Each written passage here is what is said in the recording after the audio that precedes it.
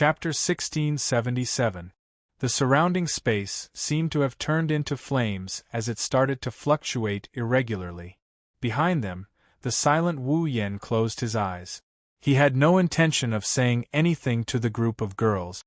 Instead, he incessantly mobilized the enormous amount of demonic energy that was comparable to the ocean and channeled it into Natsuki's body. With the support of the enormous amount of demonic energy, the power that belonged to Natsuki, other than the portion that was restricted by the restriction bracelet, surged forth without reservation. It allowed Natsuki's petite body to ignore gravity and gently float into the air. Looking down at Charlot, Flay, Lei Jin and the group of automatons from above, Natsuki's tranquil expression transformed into a mountain-like oppressive feeling.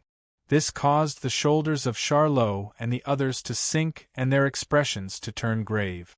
Looking at Natsuki, who was floating in the air, Charlot lowered his voice and warned, "Be careful. Yen once said that Natsuki's body contains a magic circuit called spatial manipulation. It is capable of allowing Natsuki to freely use spatial magic." Freely use spatial magic? Flay was stunned. Lei Jin spoke with a face filled with shock. Is that even possible? Spatial magic was the highest level of magic among all other magic spells. That was because even if it was contained in an automaton, the burden would still be enormous. If one wasn't a highly skilled puppeteer, one wouldn't even be able to activate the magic circuit. Furthermore, that was when the spatial magic was separated and used separately. Only a single aspect could be used. For example, there were only spatial transference, spatial distortion, spatial fissure, and so on. However, Natsuki was able to freely use all of the spatial magic. With such a huge burden on just a single aspect, if one wasn't a highly skilled puppeteer, one wouldn't even be able to activate the magic circuit, much less the spatial magic. If there was really an automaton with a magic circuit of this level in its body, then Lei Jin was certain. In this world, there wouldn't be a single puppeteer capable of using an automaton, including the dean of the Walpurgis Royal Magic Academy, who was known as the strongest magician in the 19th century. Can you do it? Natsuki casually glanced at Charlotte and the others. Why don't you give it a try? After saying that, Natsuki raised her left hand that was holding the lace fan. He suddenly waved his hand. Boom! A muffled sound reverberated in the air. It was like a shock wave. It fell down violently. Boom! Suddenly, a lot of smoke and dust rose from where Lei Jin was standing, as if he was hit by a mortar. Lei Jin himself was sent flying and hit the trunk of a tree not far away. Lei Jin, who had the keenest senses and was the most agile among them, could more or less perceive the invisible attack, but this time he was sent flying before he could even react. Yaya cried out in disbelief. However, Yaya didn't know that she was in a bit of a predicament. Boom! This time, the muffled sound came from Yaya's body. To be more precise, it came from inside her head. Following the muffled sound, Yaya, who was looking at Lei Jin, staggered. Her vision shook intensely. As if she was drunk, she lost her balance and fell limply to the ground. Her face was pale. What's wrong? Flay was unable to conceal her trembling and cried out in alarm. What the hell is going on? Not to mention Flay, even Charlotte and Sigmund were trembling. This sort of invisible attack was like being possessed by a ghost. Adding on the fact that it was unknown, it was undoubtedly the easiest thing to incite fear in one's heart. Don't panic. Lei Jin held his chest and struggled to stand up. His forehead was covered in sweat as he reminded them. If Natsuki's magic circuit is truly space manipulation, then the attack just now should be something similar to space vibration. It's a magic that directly vibrates space and forms an impact to attack the opponent. Directly vibrating space? Charlotte and Flay's expressions became clear. You're pretty smart, brat. Natsuki looked down at Lei Jin, who was struggling to stand up. Not only did I directly vibrate space to form an impact, I can also attack your brain through my control over space. Although the impact will be weaker because it will pass through your body, if your willpower is not strong enough, you will still be able to faint immediately. Directly attacking the brain. Leijun looked at Yaya, who had a pale face and was holding her head as if she was about to vomit. Leijun gnashed his teeth in anger. Thus, no matter how hard Yaya's Vajra strength can make her body, she will not be able to defend against your attack? If you want to blame someone, you can only blame your automaton for being too human-like. Natsuki raised her parasol. After all, an ordinary automaton doesn't have something as luxurious as a brain. The instant those words left her mouth, Natsuki spun the parasol in her hand and channeled her magic power into the parasol. She had used her magic. A purple magic formation immediately sprung up and expanded to a diameter of 2 to 3 meters. Chains flickering with purple light shot out from the magic formation and shot down in a densely packed manner. Charlotte and the others could not help but feel their scalps go numb when they saw the chains that covered their entire field of vision. They hurriedly controlled their automaton to dodge the chains. Yaya was the only one who was still sitting on the ground in a drunken stupor. She did not do anything to the chains that shot toward her. Without any suspense, she was tightly bound by the chains and hung up. Yaya! Leijun's face was ashen as he frantically channeled his magic power into Yaya's body. Those weak chains! Break them for me! However, when the large amount of magic power Leijun channeled was about to enter Yaya's body, it seemed to be blocked by an invisible barrier. All of it stopped outside Yaya's body. It was as if it was rejected and could not enter Yaya's body no matter what. That's impossible. Leijun's expression finally changed. Nothing is impossible, Natsuki said coldly. As long as I channel my magic power into my discipline lock and repel the external magic power, the little girl who is bound by the discipline lock won't be able to receive anyone's magic power. As she spoke, Natsuki waved the lace fan in her other hand, and the space behind Yaya began to ripple like waves. Then, move that little girl to another place first.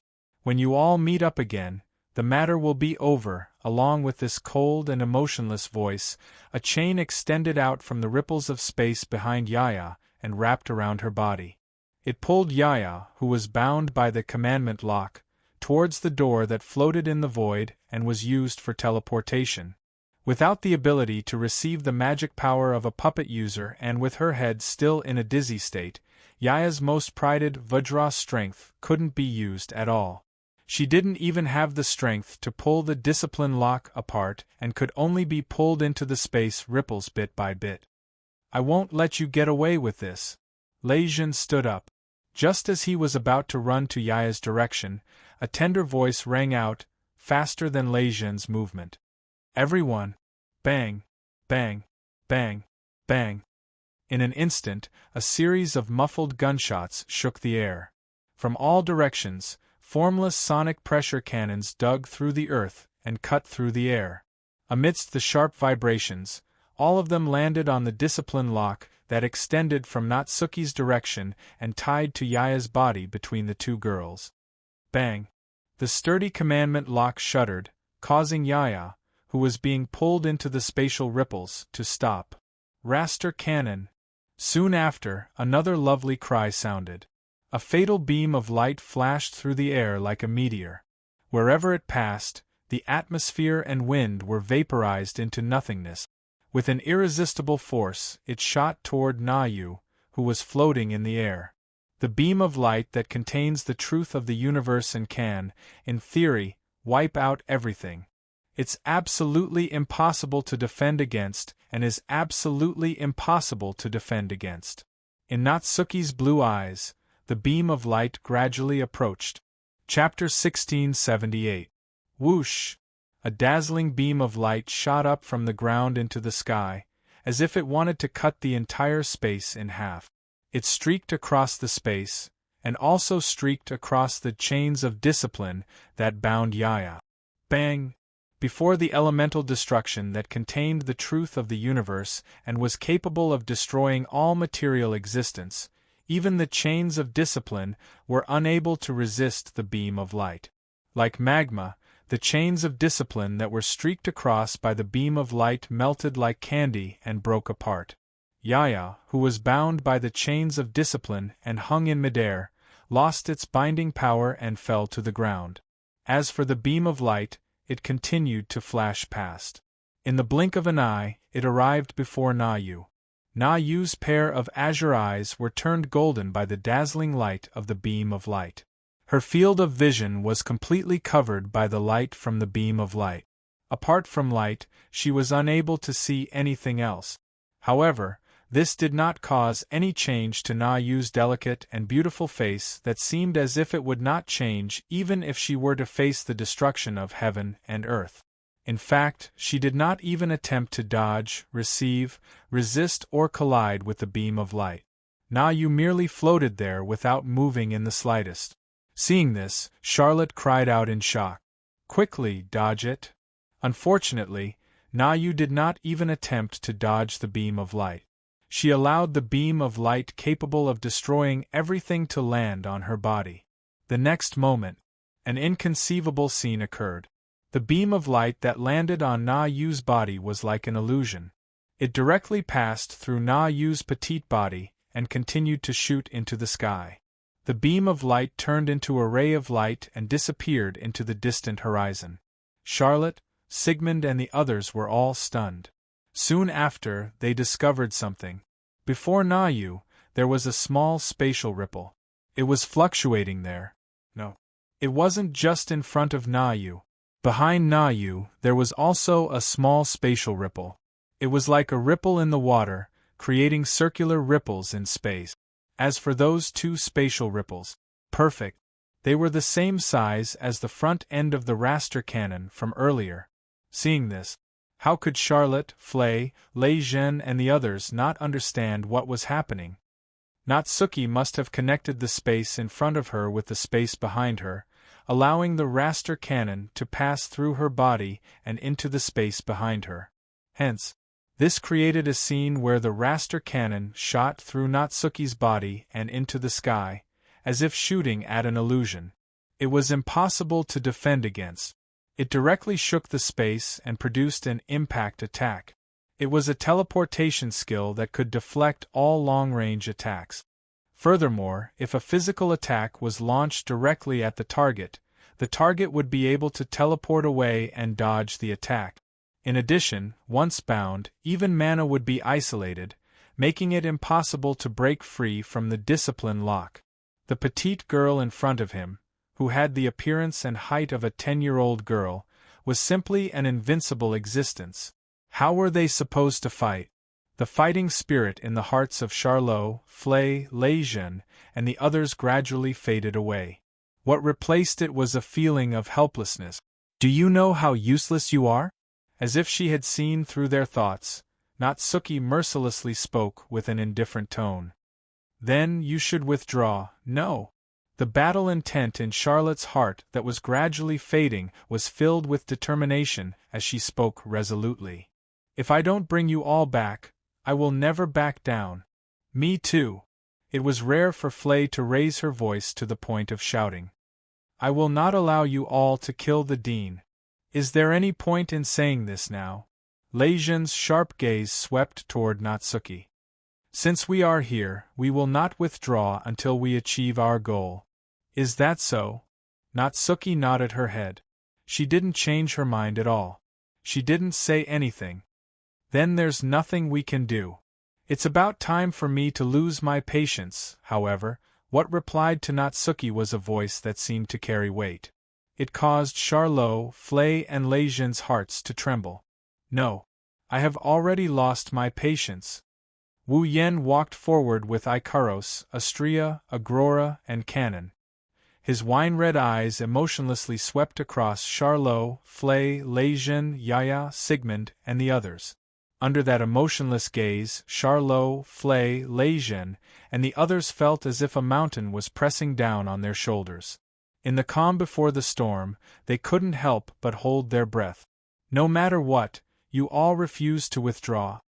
In midair, Natsuki melted into the void and appeared beside Wu Yen. Ikaros, Astrea, Agrora, and Cannon also stood behind Wu Yen in a row. Charlot, Flay, Leijin, and the others felt their hearts sink when they saw the 5 young ladies of different sizes wearing the same white night uniform with red edges. Just Natsuki alone was enough to make the 3 of them miserable. They couldn't even touch her. With the addition of the others, their already slim chance of victory was infinitely close to 0. It was only at this moment that Charlot, Flay, Leijin, and the others realized how much pressure this person before them could bring them. It was just as Charlot and Kimberly said, Wu Yan's strength was on a completely different level compared to them. Facing an enemy like this, whether it's Charlotte, Flay, or Raisin, they all felt a deep sense of helplessness. They have practiced with Wu Yan more than once, and they have a certain level of understanding of him. They couldn't win. There was no way they could win against this person. However, even if they couldn't win, they had to stop him. I have already said. Charlot looked at Wu Yan with eyes that seemed to be burning with flames. I will not let you bear all the consequences. Hearing those words, Wu Yan lowered his head and remained silent. However, Charlot, Flay, and Leijin felt a strong sense of danger in their hearts. Then, I will force you to leave the stage right here. In an instant, a raging wave of magical power surged out of Wu Yan's body along with his powerful words. Bang! The magical power split into several portions and flowed into Natsuki, Ikaros, Astrea, Agrora, and Cannon. Sigmund. Everyone! Yaya. At the same time, the sense of danger in Charlot, Flay, and Leijin's hearts exploded. The 3 of them shouted themselves hoarse at the same time. But it was a pity that the 3 of them were destined to return empty-handed. Whoosh! A burst of white cold mist suddenly swept out in all directions like a gale, shrouding an area of several hundred meters in radius. Wherever the white, chilly mist passed through, a layer of hard ice formed on the ground made of rocks in less than a second. The surrounding trees were also slowly covered in a layer of ice starting from their root. Not long after, the ground and trees as far as the eye could see had all turned into ice. The entire stage had turned into a world of ice. Charlot, Flay, and Leijin only had time to change their expressions for a moment before Sigmund, Yaya, and the Garm series of automatons froze from their feet. Not good. Charlot, Flay, and Leijin were alarmed. Buzz? Suddenly, ripples appeared in the surrounding space, and chains suffused with purple light extended out. They were like venomous snakes responding to each other. Amidst a series of clanging sounds, the chains shot toward Charlot's group in the center. Sigmund, Yaya, and the 5 Garms of different sizes wanted to dodge the chains. However, their feet were already covered in ice. They were unable to move at all. Ding! In the next second, the chains of discipline wrapped around Sigmund, Yaya, and the 5 Garms of different sizes, binding the group of automatons. Sigmund. Everyone! Yaya. Charlot, Flay, and Leijin's expressions changed again and again. Magic power surged out of their bodies. They immediately wanted to send their magic power into the bodies of the automatons. Buzz? However, the moment the magic power surged out of their bodies, a spherical protective barrier made of crystals enveloped the 3 of them and floated into the air. It was the Aegis, Absolute Defense Circle. The entire process took less than 10 seconds. The outcome was decided. Chapter 1679. Whoosh! The cold mist was still blowing, and the ground and trees in the surroundings were constantly turning into solid ice amidst a series of cracking noises. Sigmund, Ye, and the automaton of the Garm series had their feet or limbs covered by the ice layer that extended from the frozen ground. Their bodies were also bound by the lock of discipline, so they could not move at all. As for Charlot, Flay, and Leijin, the 3 of them, they were trapped in the Aegis barrier. No matter how they pounded on the barrier of the Aegis barrier, they were unable to do anything to it. The three puppets, Charlot, Flay, and Raisin, were imprisoned. Sigmund, Thea, and the automaton of the Garm series were restrained. Coupled with the fact that the automatons were still wrapped in the commandment lock, that flowed with the moon's magic power, which could repel external magic power, the connection between the three puppeteers and the automatons had been severed. This battle had ended without any suspense. Looking at Charlotte, Flay, and Raisin who were trapped inside the Aegis barrier, Wu Yen retracted most of his mana. He also watched as the automatons, whose limbs were encased in ice and whose bodies were bound by chains of discipline, leaving only the magic power to maintain the Aegis, absolute defense circle, and the lock of discipline. I've spent quite a bit of time with you all. After taking a glance at Charlot and the others, Wu Yen turned around. All of you can stay here for the time being. Yen, don't go. Charlot knocked on the Aegis barrier as he cried out with tears streaming down his face. I beg of you, don't go. You don't have to do this. Wu Yen did not even turn his head around. He merely let his monotonous voice spread to every corner of the scene and into everyone's ears. No matter what, we've only known each other for less than a month. Is it worth it for you to risk your life for me? I should be the one asking you that. Charlotte couldn't stop her tears no matter how hard she tried. She could only bite her lips and yell. We've only known each other for a month. Am I worth it for you to give up everything to save me? Felix framed me. When he planned to give me a fatal blow, you appeared and saved me. You exposed Felix's true colors. Now, my little sister is being held hostage. I should be the one being used. Charlot's cheeks were soaked with tears. But now, you're shouldering everything for me. Is this worth it? I don't know if it's worth it or not. I only know that I shouldn't do this. I'll feel very uncomfortable. Wu Yen turned his head slightly and looked at Charlot. You've said it yourself. The one being used might be you. If you were me, wouldn't you do the same? When the time comes, we'll switch sides. I'll be the one to stop you and persuade you to go back. Will you listen to me? Even though he was the one asking the question, Wu Yen shook his head and answered it himself. No, you won't. You'll definitely dig yourself into a corner and not even struggle. Instead, you'll sink deep into it and be stubborn. If that's the case, why don't you let me finish it for you? Isn't that better? It's definitely not good. Charlot shouted without hesitation. She was so agitated that she put her hand on the barrier of the Aegis. You're right. If I were you, I'd be more stubborn than you. If you come to stop me, I won't listen to you either. But you'll still stop me, won't you? That's why. I have to stop you. Charlotte's beautiful eyes were completely red and swollen. She was crying and laughing at the same time as she said those words. Who told me to like you? This time, Wu Yen was truly stunned. Not only Wu Yen, everyone except Sigmund, including Natsuki, Ikaros, Astria, Agarola, and Canon were all stunned by what they saw. You! Wu Yen looked at Charlot, who was crying and laughing at the same time with a bitter smile. Is that a confession? Yeah, do you hate me? Charlot had a self-deprecating smile on her tear-stained face. Do you hate the flirtatious me who was in love with Felix not long ago and now I'm saying that I like you? I don't hate you. Wu Yan's bitter smile deepened. Or rather, I don't know what to do. I don't care if you hate me or don't know what to do. I just want you to listen to me this once. Charlot wiped her face and looked at Wu Yen with her swollen eyes. You can't kill the dean. You cannot go and kill the academy head. Flay also spoke. She had a pleading expression on her face. There must be another way. Since you are so strong, use it to resist. Raisin clenched his fists and said firmly. I don't believe that the Kingsford family or any faction on the same level as the Kingsford family can do anything to you with your strength. Wu Yen, Natsuki, Ikaros, Astria, Agarola, Canon, and the others all fell silent. Yen. Charlot, Flay, and Lejeune spoke with hope in their voices. Wu Yen. Sigmund shouted. Wu Yen-san. Yaya called out.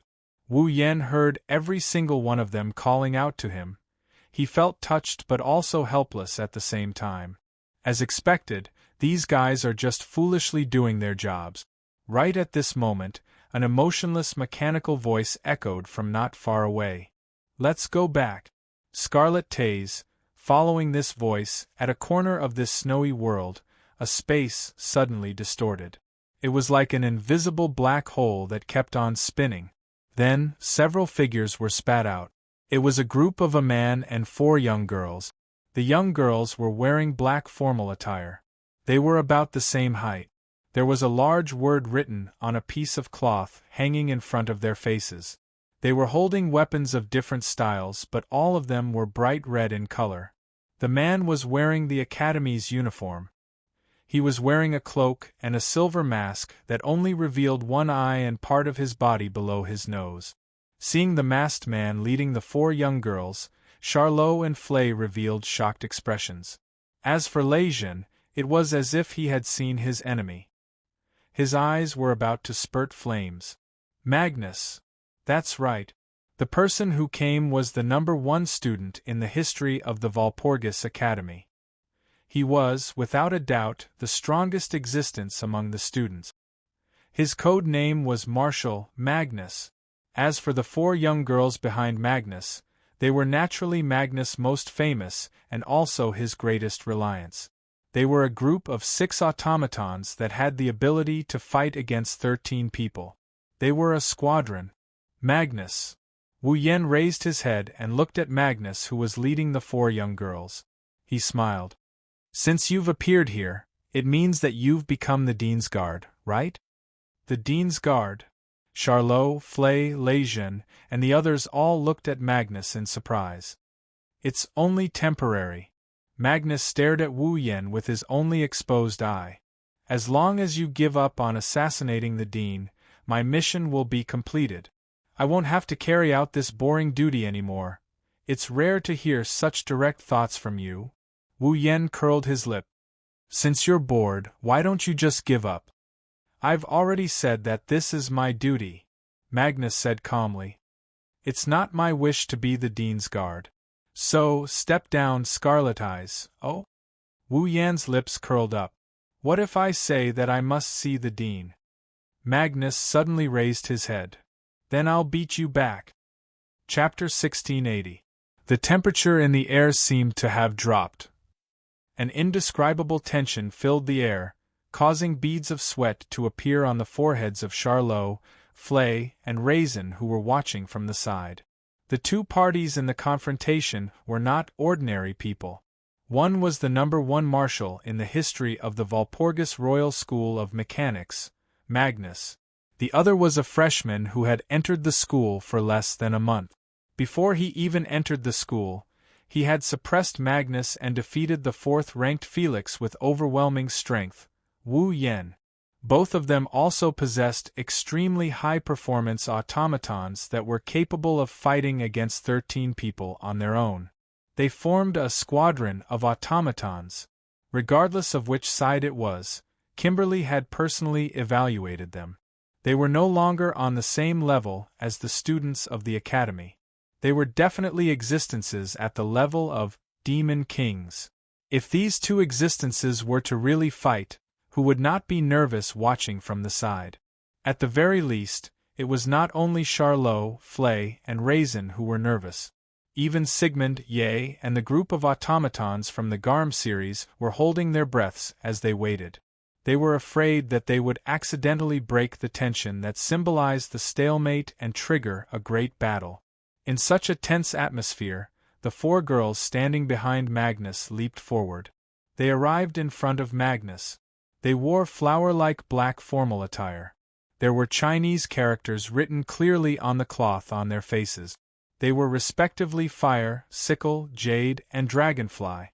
Those were some of the names of the 4 girls who were part of the squadron. The names of the 4 automatons standing in front of Magnus were respectively Fire, Sickle, Jade Worm, and Dragonfly. At this time, Huozuo was holding a red dagger that looked like a sharp thorn in each hand. Yu Qie was holding a long and large sickle with a similarly red blade. Yu Chong was holding a red longsword, while Gu Fei was holding a red single-edged battle axe with a red blade. The 4 girls from the squadron raised the weapons in their hands as though they were worried that Magnus would be suddenly attacked. It was aimed at Wu Yan. Although he couldn't see their expressions behind the curtains, he could tell that they were hostile towards him. However, Wu Yan turned a blind eye to the hostility of the 4 girls. He frowned. The squadron that Magnus led was made up of 6 automatons in the form of young girls. This was something that everyone in the Walpurgis Wangli School of Engineering knew. However, now, there were only 4 people by Magnus' side, and the other 2 were nowhere to be seen. After pondering for a moment, Wu Yan understood. It seems. You left 2 automatons by the dean's side. Hearing this, Magnus' automatons all tensed up. Magnus said indifferently, "Don't worry, I'm not going to do anything. Just in case of an emergency. Can I take this as your declaration?" Wu Yan chuckled. "Take it as your declaration that you think you can defeat me with just 4 automatons." This sentence caused the already tense atmosphere to become as tense as a string that was on the verge of breaking at any time. However, it was indeed so. Since Magnus became the Dean's Guard, it was impossible for him to not know that the assassin was Wu Yan. Since he was here, it was impossible for him to not know that Wu Yan was here. Even though he knew that Wu Yan was here, Magnus still only brought 4 automatons with him. It was reasonable to assume that Magnus was confident that he could defeat Wu Yan with 4 automatons. Magnus didn't seem to have any intention of refuting, and said in a soft voice, "It's fine, that guy." Charlot, Flay, and Ryzen looked at Magnus with an unfriendly expression. On the other hand, Wu Yan looked at Magnus for a while and sighed. Fine. After saying that, Wu Yan withdrew the aegis that imprisoned Charlot, Flay, and Ryzen, as well as the chains of discipline that restrained Sigmund, Yaya, and the Garm series automatons. The 3 aegis that imprisoned Charlot, Flay, and Flay immediately dissipated, causing the 3 of them to fall to the ground. The chains of discipline that restrained the automatons also withdrew into the spatial ripples and disappeared. I won't say something like, "Since you only brought out 4 automatons, I will also bring out 4 automatons to fight you." Wu Yan chuckled in a cheerful manner. "After all, I also want to try a battle where I can have my companions fight together." After saying that, "Buzz!" Wu Yan closed his eyes. Ripples of magic power reverberated around him, transforming into the purest magic power that poured into the bodies of the young ladies around him. The phenomenon of magic power wasn't very strong. It didn't cause the atmosphere to rub against each other and cause wind wave. However, it was extremely condensed. In terms of quantity, perhaps it wasn't that outstanding. However, in terms of quality, the magic power that Wu Yan released this time was as different as heaven and earth compared to before. This caused Magnus' eyes that had been calm all this while to narrow. He withdrew his hand from his cloak and extended it toward the 4 young ladies before him. Ripples of magic power reverberated. Upon receiving Magnus' magic power, the 4 young ladies lifted their heads with all their might. Then, their figures blurred and they all disappeared. Charlot, Fry, and Lejeune, who had just landed on the ground in a sorry state, witnessed this scene and widened their eyes on the spot.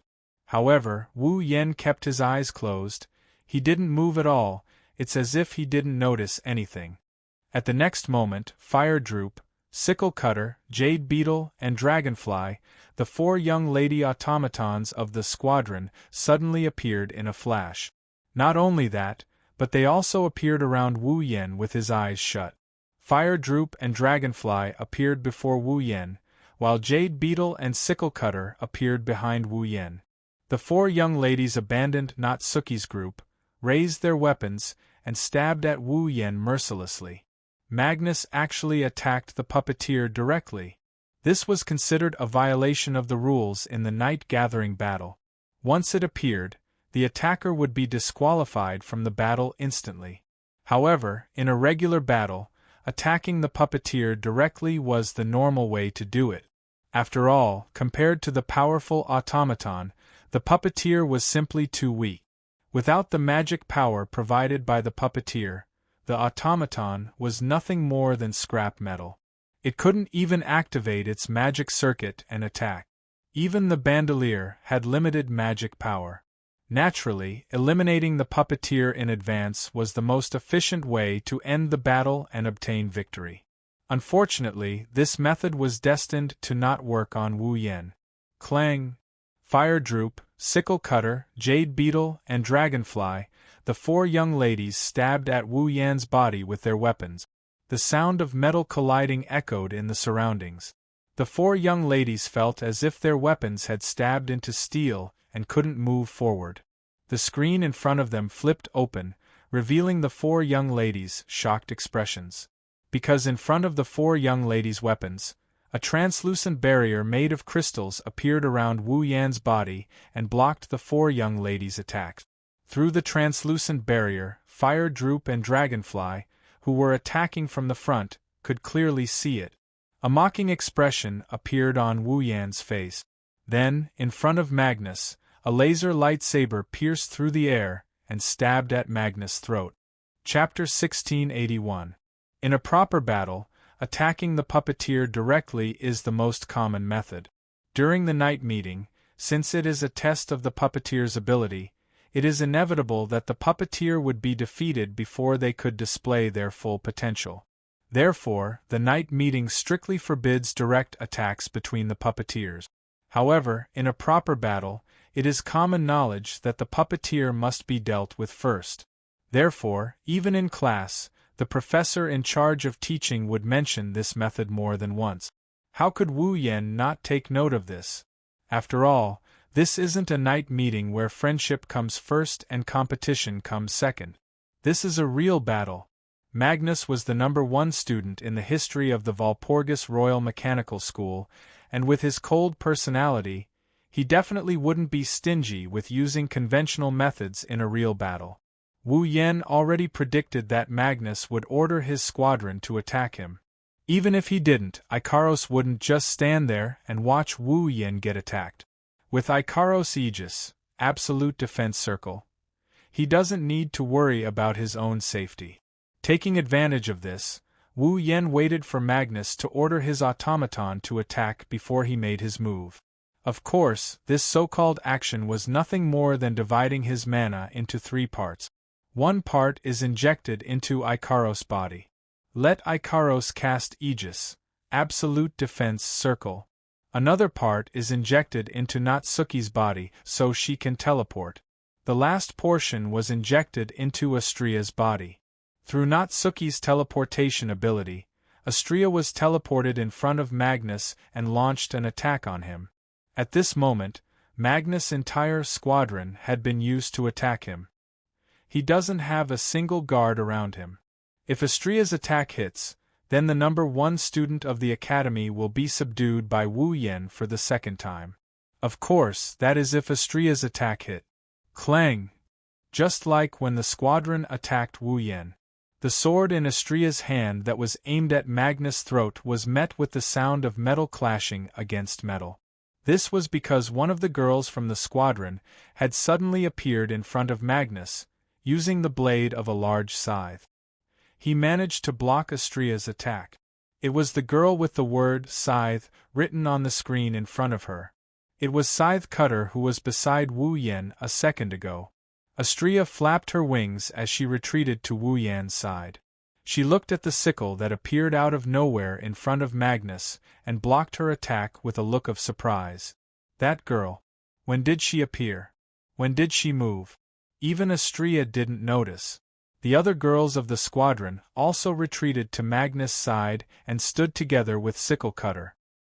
His expression was as surprised as Astria's. Just like how Astria didn't notice Scythe Cutter's movement, the girls from the squadron didn't notice when Astria appeared in front of Magnus. As the saying goes, the onlooker sees more clearly.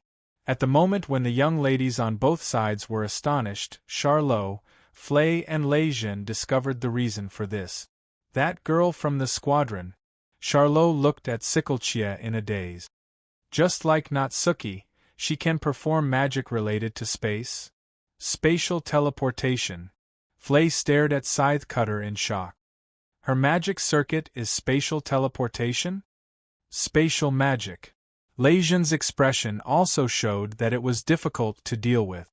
Does Magnus also have an automaton, with such high-level magic circuits around him? Magnus turned his gaze to Natsuki after hearing the conversation between Charlotte and the others. Your automaton also has the magic circuit of space transference? Since there's the word also, it proves that the magic circuit installed in your automaton is indeed space transfer, right? Compared to Magnus, Wu Yen only glanced at Scythe Cutter and smiled. However, don't compare my Natsuki to your automaton. Natsuki's magic isn't as simple as that, also. He gathered the mana around him into his palm and extended it towards Astria. A dazzling mana aura rippled out from his palm. My Astria isn't any worse than Natsuki. Scorching mana flowed into Astria's body, causing her chakras to glow with a layer of dark light. Then, Astria lowered her body and shot towards Magnus like a rocket. Magnus immediately raised his other hand. Mana rippled from both hands as he poured mana into his automaton. With the support of the new mana, Huadaun leaped up and stood in front of Magnus. She crossed her short swords and faced Astria, who was charging at her. Clang! In the next moment, the laser lightsaber and the short sword collided fiercely, creating a shockwave. There was also intense friction at the point of collision, causing sparks to fill the sky. Bzzz. At this time, a ripple appeared in the space beside Huachue. A chain with purple light on its surface suddenly flew out from it. It was like a whip as it was swung heavily and ruthlessly on Huazhuang's body. Boom! With a muffled sound, Huazhua didn't even have time to react. Her slender body was like a kite with a broken string as she was mercilessly sent flying. She smashed into the ground not far away and embedded herself into the stone layer, causing the entire ground to crack open. Astria had nothing to stop her now that Huapeng was knocked away. She levitated in the air and dashed towards Magnus. She swung her laser sword down towards Magnus' head with a clear vibrating sound. Bzzz. At this moment, the jade worm appeared in front of Magnus. She used her sickle to transfer the jade worm to Magnus. The jade worm didn't use its weapon to block the laser sword. Instead, it raised its empty hand and extended it towards Astria's laser sword. Under the watchful eyes of the audience, a formless energy appeared on the jade worm's hand like steam. It reached out and grabbed Astria's laser sword without fear.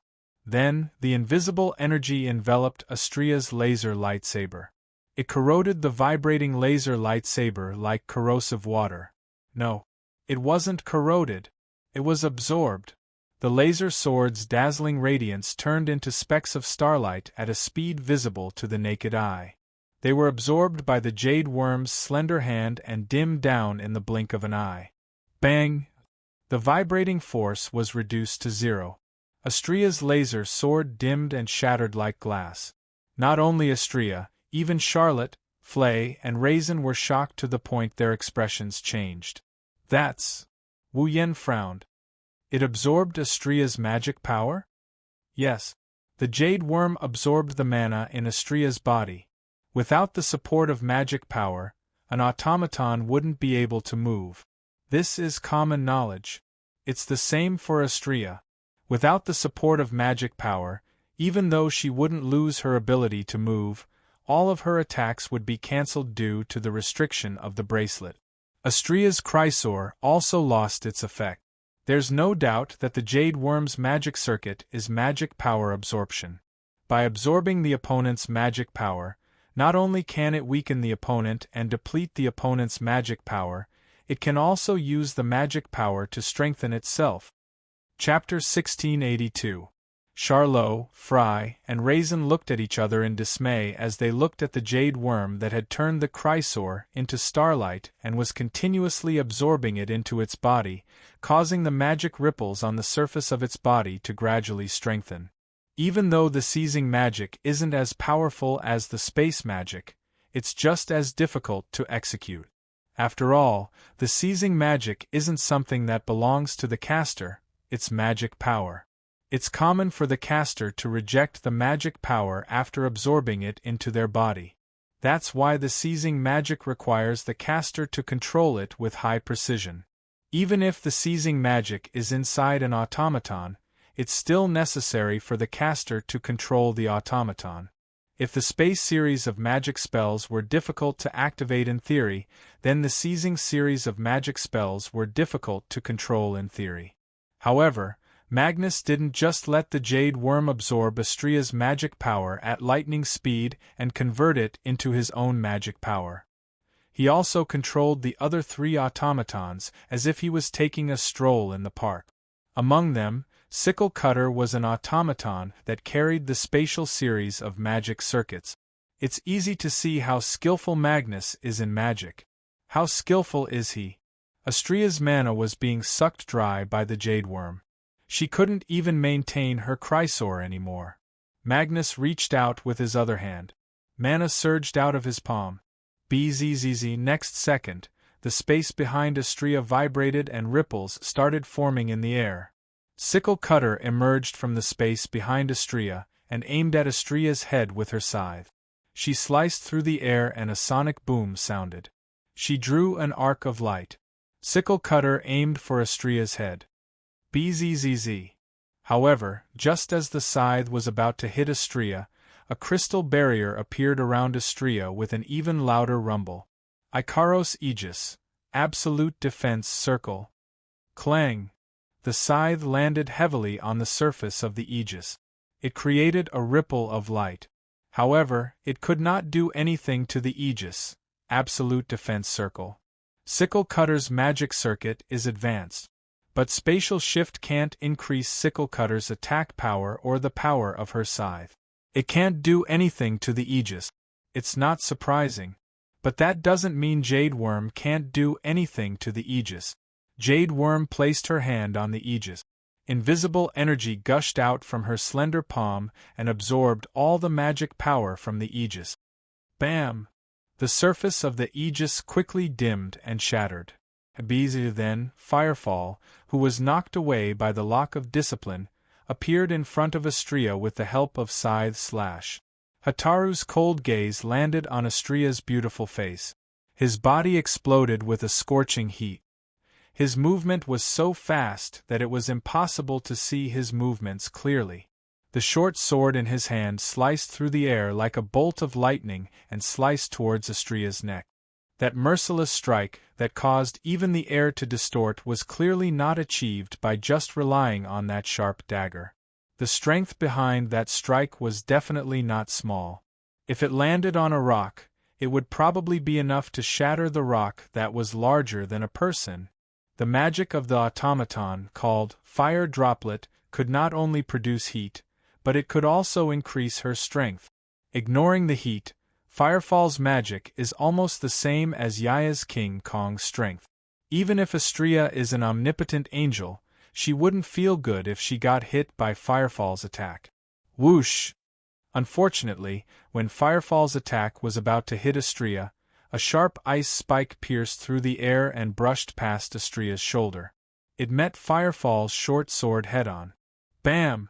The icy cold spike clashed with the burning dagger and exploded between Astria and Hua Chuang. The impact of the explosion knocked Firefall, Sickle Cutter, and Jade Worm away from Astria. Astria finally broke free from Jade Worm's mana absorption effect. She regained her mana and a laser beam shot out from the hilt of her Chrysor. Ha! Astria took advantage of the fact that Firefall, Sickle Cutter, and Jade Worm were knocked away by the explosion to appear in front of Magnus. She raised her Chrysor above her head. Just as Astria was about to slash down with her lightsaber, the last member of Magnus' squadron, Dragonfly, appeared in front of Astrea and blocked her path. The moment Dragonfly appeared in front of Astrea, mana surged out of Dragonfly's body. It activated the magic circuit in Dragonfly's body. However, no one could tell what kind of magic it was. Dragonfly didn't do anything. He allowed Astrea's Chrysor to land a merciless slash on his body. Bam! However, Dragonfly didn't suffer any damage from the Chrysor attack. Instead, he sent a shockwave through his body and landed on Astrea's body with a dull thud. Astrea groaned as if she hit a wall. Her voluptuous body was sent flying. Took her a lot of effort to regain her balance. She relied on her wings to stay afloat in the air. However, her body looked like it was engulfed in flames. Light smoke rose from her body and charred marks appeared on her skin. What's wrong? Charlotte and Flay were at a loss. What happened? What happened? Astrea was hit by something. Lejeune stared at Dragonfly, who was standing in front of Magnus with an incomprehensible look on his face. But what hit Astrea? What? It wasn't a shockwave. If it was just a simple shockwave, then Magnus, who was less than a meter away from the Dragonfly, should have been hit as well. However, Magnus was fine. Astrea was the only one who was hit by the shockwave. However, everyone here is a skilled puppet user. Even though they didn't know what kind of attack it was, they could roughly guess what it was. It was obvious that Dragonfly didn't put up any defense against Astrea's full-powered slash. However, Dragonfly's body wasn't damaged by the shockwave. Instead, Astrea was the one who was hit by an unknown attack. That look, it was as if, I see. Wu Yan's wine-red eyes met Magnus' only exposed eye. He absorbed the shockwave from Astrea's attack and reflected it back? He absorbed the shockwave from an attack and reflected it back? Charlot and Flay were greatly alarmed. Lejeune even cried out in alarm. Is there such a magic trick? Magnus didn't answer. He was still looking at Wu Yan. There wasn't a hint of emotion in his eyes. It was as if Wu Yan was the only person in the world standing in front of him. However, Magnus' silence confirmed Wu Yan's words. Dragonfly has a magic circuit that can reflect an attack back to its target. Charlotte, Flay, and Lejeune couldn't help but shiver. Their hearts had also sunk by half. If such a magic trick really exists, do they have any chance of winning against Magnus? Chapter 1683. At this point, among the 6 automaton units that Magnus formed, 4 of the magic circuits that had always been unknown were exposed. The sickle slash had the spatial transference circuit. The jade worm had the magic absorption circuit. The fire droplet circuit could be used on one's own body to strengthen one's body. It could even control the heat generated during the process. As for the Dragonfly, it was a circuit that could bounce back any incoming attack. No matter which circuit it was, they were all high-level goods. And now, such a high-level magic circuit was not only installed in the body of the automaton with excellent performance, but also owned by a single person. On top of that, this person was able to control each of the automatons with ease. This was Magnus, the person with the highest overall score in the history of the Walpurgis Royal Mechanical Academy. He was personally evaluated by Kimberly as having the power of a demon king. Just 4 automatons were enough to make one feel powerless, let alone the other 2 automatons. To be able to fight on par with such an opponent, one had to admit. Wu Yan's strength was so terrifying that it made one's hair stand on end. A magic that can be used on one's own body to strengthen one's body. It can even control the heat generated during the process. Wu Yan only frowned a little. Then, his furrowed brows relaxed as he looked at the fire droplet. Instead of saying that it can strengthen one's body, it can strengthen one's explosiveness and control the heat generated during the process. Not only can it strengthen one's explosiveness, it can also control the heat generated during the process. This is the so-called pressure, right? Pressure. Charlot, Flay, and Lejeune were slightly startled. Magnus stared straight at Wu Yan. After a while, he finally responded. The magic circuit of fire droplet is indeed pressure. By manipulating physical pressure, it acts on oneself. By using physical force, one can obtain outstanding explosiveness and durability. It can even control the heat generated during the process. Quite an excellent magic circuit. Wu Yen didn't deny it. His gaze landed on Astrea, who was floating in the air with burnt marks all over her body. He raised his hand. He placed his hand on Kanon's shoulder, who had always been by his side. Mana flowed out from his hand and entered Kanon's body bit by bit. Kanon immediately understood. She clasped her hands in front of her chest and closed her eyes as if she was praying. A bright light shone from Charlot's body. It condensed into a beam of light that shot into the sky and landed on Astrea's body. The charred marks on Astrea's body disappeared at a speed visible to the naked eye. Her skin returned to its original smooth state. This time, it was Magnus' turn to frown. Heal? That's right. Wu Yen admitted it. As long as it's not a fatal injury, it can be treated in a very short time. How about it? Not bad, right? Hearing this, Magnus' eyes began to ripple. Astrea is an expert in close combat. Ikaros has an extremely sturdy defensive ability. Natsuki has excellent spatial manipulation. Agrora has a wide range of freezing abilities. Kanon, on the other hand, had terrifying healing abilities. Wu Yan's automaton has all the necessary elements for close combat, ranged attack, support, defense, and healing. Compared to Magnus' squadron, Wu Yan's squadron is much more suitable for combat. It was only at this moment that Magnus realized how troublesome his opponent was. This was the first time Magnus had felt so troubled by someone other than the dean of the Walpurgis Wangli School of Strategy.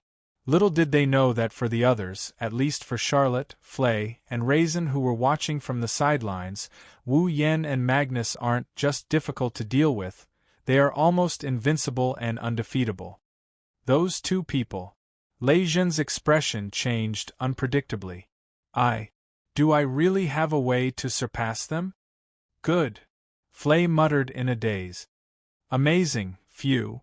Charlot let out a long sigh. His face was filled with anticipation. I hope Magnus can stop him from killing the dean. Unfortunately, this anticipation will soon be shattered.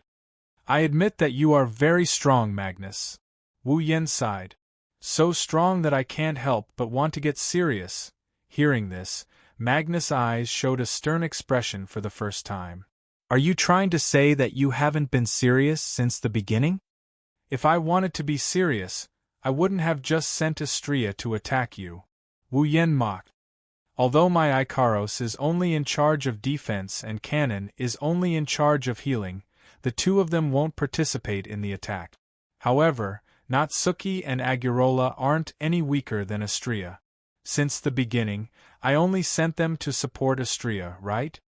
Magnus stared at Wu Yen for a long time before he spoke. Didn't you say you wouldn't go easy on me just because I only sent out 4 automatons? I'm not going to fight you with 4 automatons just because you only sent out 4. I want to see if I can get my comrades to fight at least once. Wu Yen corrected him and he grinned. And now my companions have already attacked. Unfortunately, you didn't manage to force them to use their full strength. No one said we have to force the opponent to use their full strength in a battle. Magnus said coldly. A battle is only a method to determine the victor. Isn't that even more regrettable? Wu Yen looked at Magnus with a smile that didn't look like a smile. With Ikaros's aegis, you can't hurt me at all. Even if your automaton can absorb mana, I can use Natsuki's power to retreat. On the other hand, with Kanon here, unless you have a one-hit kill, you won't be able to take down a single person on my side. Of course, if your other 2 automatons can use magic to deal with situations like this, then it's a different story. Wu Yen shrugged. Unfortunately, you only have 4 automatons with you. You can't do anything to me. As soon as he finished speaking, there was dead silence. Charlot, Flay, and Lei Zhen sighed in their hearts. In the entire academy, Wu Yen is probably the only person who can confidently say, "You can't do anything to me," to Magnus. Magnus' automatons seemed to be a little unconvinced, and each of them released a shocking amount of hostility. Magnus stared at Wu Yen. Then, he opened his mouth. "Do you think I don't have any other methods? I don't know if you do or not, and I'm not interested to know. After all, you've wasted too much of my time." Wu Yen smiled. "So, I won't be accompanying you anymore." Wu Yan's body burst into a ball of magical flames, and he channeled all of his magical power into Natsuki's body. Magnus, Charlot, Flay, and Ryzen thought that Wu Yen was going to use teleportation to leave this place. However, they were wrong. Natsuki raised the lace fan in her hand and pointed it forward. Bam! An invisible force struck Magnus, Firefall, Sickle, Jade Worm, and Dragonfly's heads like a club. They staggered and swayed drunkenly. "Not good!" Magnus clutched his head, and just as he said that, a spatial ripple appeared behind him. A chain extended out and wrapped around his body. Then, with a pull, Magnus was pulled into the spatial ripple. In a short instant, the spatial ripples dissipated, and Magnus disappeared from the spot. No one knew where he went. Chapter 1684. Master. As soon as they recovered from their dizziness, Firefall, Sickle, Jade Worm, and Dragonfly saw the scene of Magnus being dragged into the space ripple by the lock of discipline. They immediately exclaimed in unison, "I'm not against automatons being too human-like, but this is indeed a rare weakness for Natsuki." Wu Yen shook his head regretfully and glanced at the automatons of the squadron. "And then? Do you want to fight me without a puppet user?" The automatons of the squadron took a step back and looked at Wu Yen cautiously. Magnus' squadron was made up of bandoliers. That was why the automaton of the squadron could generate mana on its own to a certain extent to support itself in battle. However, the amount of mana they could generate was incomparable to that of a human, even the weakest among the puppeteers and magicians. Moreover, without the puppeteers' control, the power of the automatons would be greatly reduced. Therefore, if the automatons of the squadron were to fight Wu Yen without Magnus, they would definitely be killed in a short period of time. Of course, it would be fine if they were killed, but if they were captured alive, that would be the real problem. After all, in the automaton series, the value of each automaton in the squadron was almost comparable to a warship. Their structure and magic circuit would definitely be of great interest to many factions. By then, it would not be hard to imagine the automaton of the squadron. They would either become the enemy of their own master or become an automaton. Or they would become a commodity. Or worse, they might even become an experimental subject and be dissected for research on their structure and magic circuit. Mass production. That would be a fate worse than death. Therefore, Magnus had warned them again and again. If they were captured alive, then the automatons of the squadron would have to find a way to destroy themselves. Although it was very cruel, it was also very cruel, but it was indeed a way to escape. However, the automatons of the squadron hadn't been captured yet, and the opponent didn't seem to have any intention of capturing the automatons of the squadron. By the way, Magnus is still bound by a weapon called the Lock of Discipline.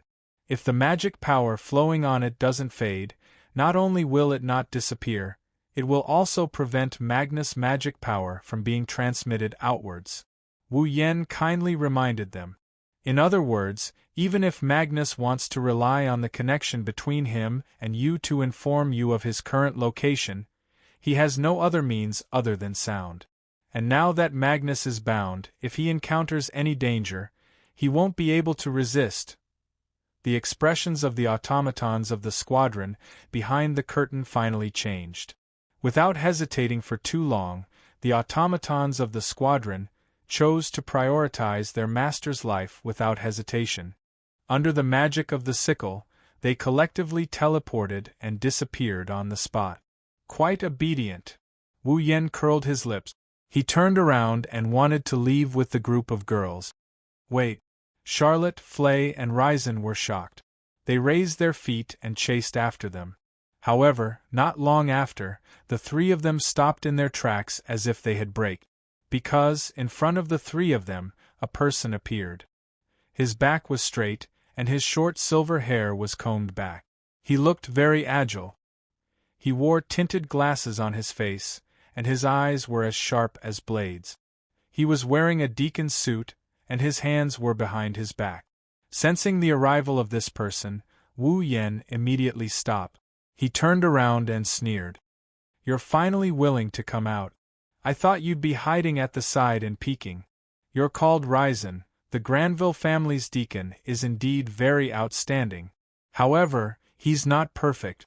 If I have to point out a flaw, it would be that he doesn't like to interfere in other people's battles." Ryzen spoke without turning his head. "The reason I came out now is because I don't want anyone to waste Mr. Wu Yan's time. You." Flay took a step back and spoke with a timid expression. "Who are you?" "The Granville family," Ryzen muttered and looked at Ryzen. "Could it be that you're the power behind the scenes that captured Angriette as a hostage and used Wu Yan to kill the school head? You're the one who captured Angriette as a hostage and used Yen?" Charlotte revealed a hateful and ruthless expression. Her magic power began to surge like a gust of wind. "Are you in cahoots with the Kingsford family? You're really smart.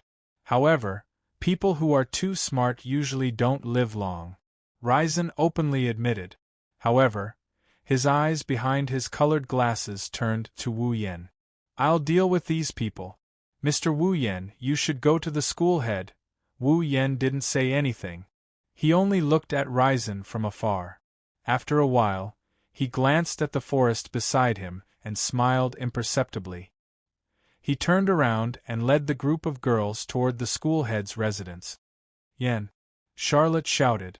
She raised her foot and seemed like she wanted to chase after Ryzen. Whoosh! However, with a sound that sounded like a gentle breeze, Charlotte's vision turned black. A tall figure suddenly appeared in front of her, and like a whip, he lashed out with a kick. Bang! Just as the kick was about to hit Charlotte, it landed heavily on a pair of wings that had suddenly appeared in front of Charlotte. Roar! Sigmund used his wings to block Ryzen's kick and roared. Then, his dragon claw violently smashed down on Ryzen's body. Bang! The huge dragon claw smashed the ground into smithereens, and the ground around the dragon claw also cracked inch by inch. However, the dragon claw only smashed the ground. It didn't hit Ryzen. A second before the dragon claw smashed down, Ryzen used complete vibration control to increase his speed. Like a phantom, he dodged the dragon claw. When Ryzen appeared again, he was above Flay. He raised his leg and smashed it down on Flay's head. "Flay!" Charlotte and Ryzen cried out in alarm. "Ah!" Flay also cried out in alarm. She couldn't help but close her eyes. Right when Ryzen's kick was about to land on Flay's head, a cold and indifferent voice filled with killing intent resounded from the forest beside them. "Spin. Cherub, I'm ready." Following a mechanical response, the sound of something breaking through the air resounded through the entire area. Whoosh! Following the sound of something breaking through the air, a large sword with scorching air swirling around it shot out explosively from the forest beside them. It cut through the air pressure and slashed toward Ryzen. Logically, as Ryzen was in midair, he shouldn't be able to adjust his body. However, Ryzen's body seemed to have stopped in midair. He stopped moving without the slightest bit of inertia. Then, he forcibly changed his direction and dodged to the side. The large sword swept past Flay's head. However, upon seeing the large sword, Flay cried out in pleasant surprise. "Loki!" Loki slowly walked out from the forest beside them. He looked at Ryzen, who had landed on the ground with a cold expression. "Although I am modest and tolerant, there are 3 types of people that I cannot forgive no matter what. Those who order me around, those who resist me, and those who want to harm my older sister, those filthy bastards who came from God knows where." After saying those words, boundless magic power burst forth from Loki's body. It also burst forth from Charlotte, Flay, and Ryzen. Faced with such a situation, Ryzen simply laughed with disdain. Chapter 1685. Bam! Wu Yen, who was leading the group of girls toward the dean's mansion, did not turn around because of the explosion behind him. It was as if he was not worried about killing Charlot, Flay, Lei Zhen, and the others. He continued walking forward. There was no need to worry. Zhen's body was equipped with the complete vibration control magic circuit. Although Wu Yen had belittled the complete vibration control magic circuit as if it was worthless, that was only when compared to the vector manipulation magic circuit. A magic circuit that could control vectors was very powerful even if it could only be used on one's body. With the complete vibration control ability and Zhen's excellent performance, even if Charlot, Flay, and Lei Zhen joined forces, they might not be able to defeat Zhen. If they were not careful, Charlot, Flay, and Lei Zhen might lose their lives in Zhen's hands. However, that was under the condition that Loki did not show up. Loki was stronger than any one of the three, Fry or Lei Zhen. If they were to fight Zhen, Loki might be at a disadvantage, but that was all. If he joined forces with Charlot, Flay, and Lei Zhen, it would not be difficult to force Zhen to retreat.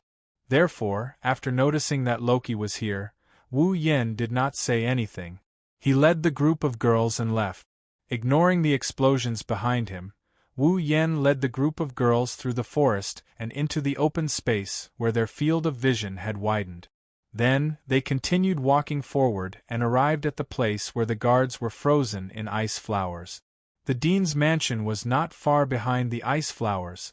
However, when they passed through the huge ice flowers and walked into the invisible spirit formation that enveloped the dean's residence, the spirit formation of the spirit formation of the spirit formation of the spirit formation of the spirit formation, Wu Yen and the group of girls stopped in their track.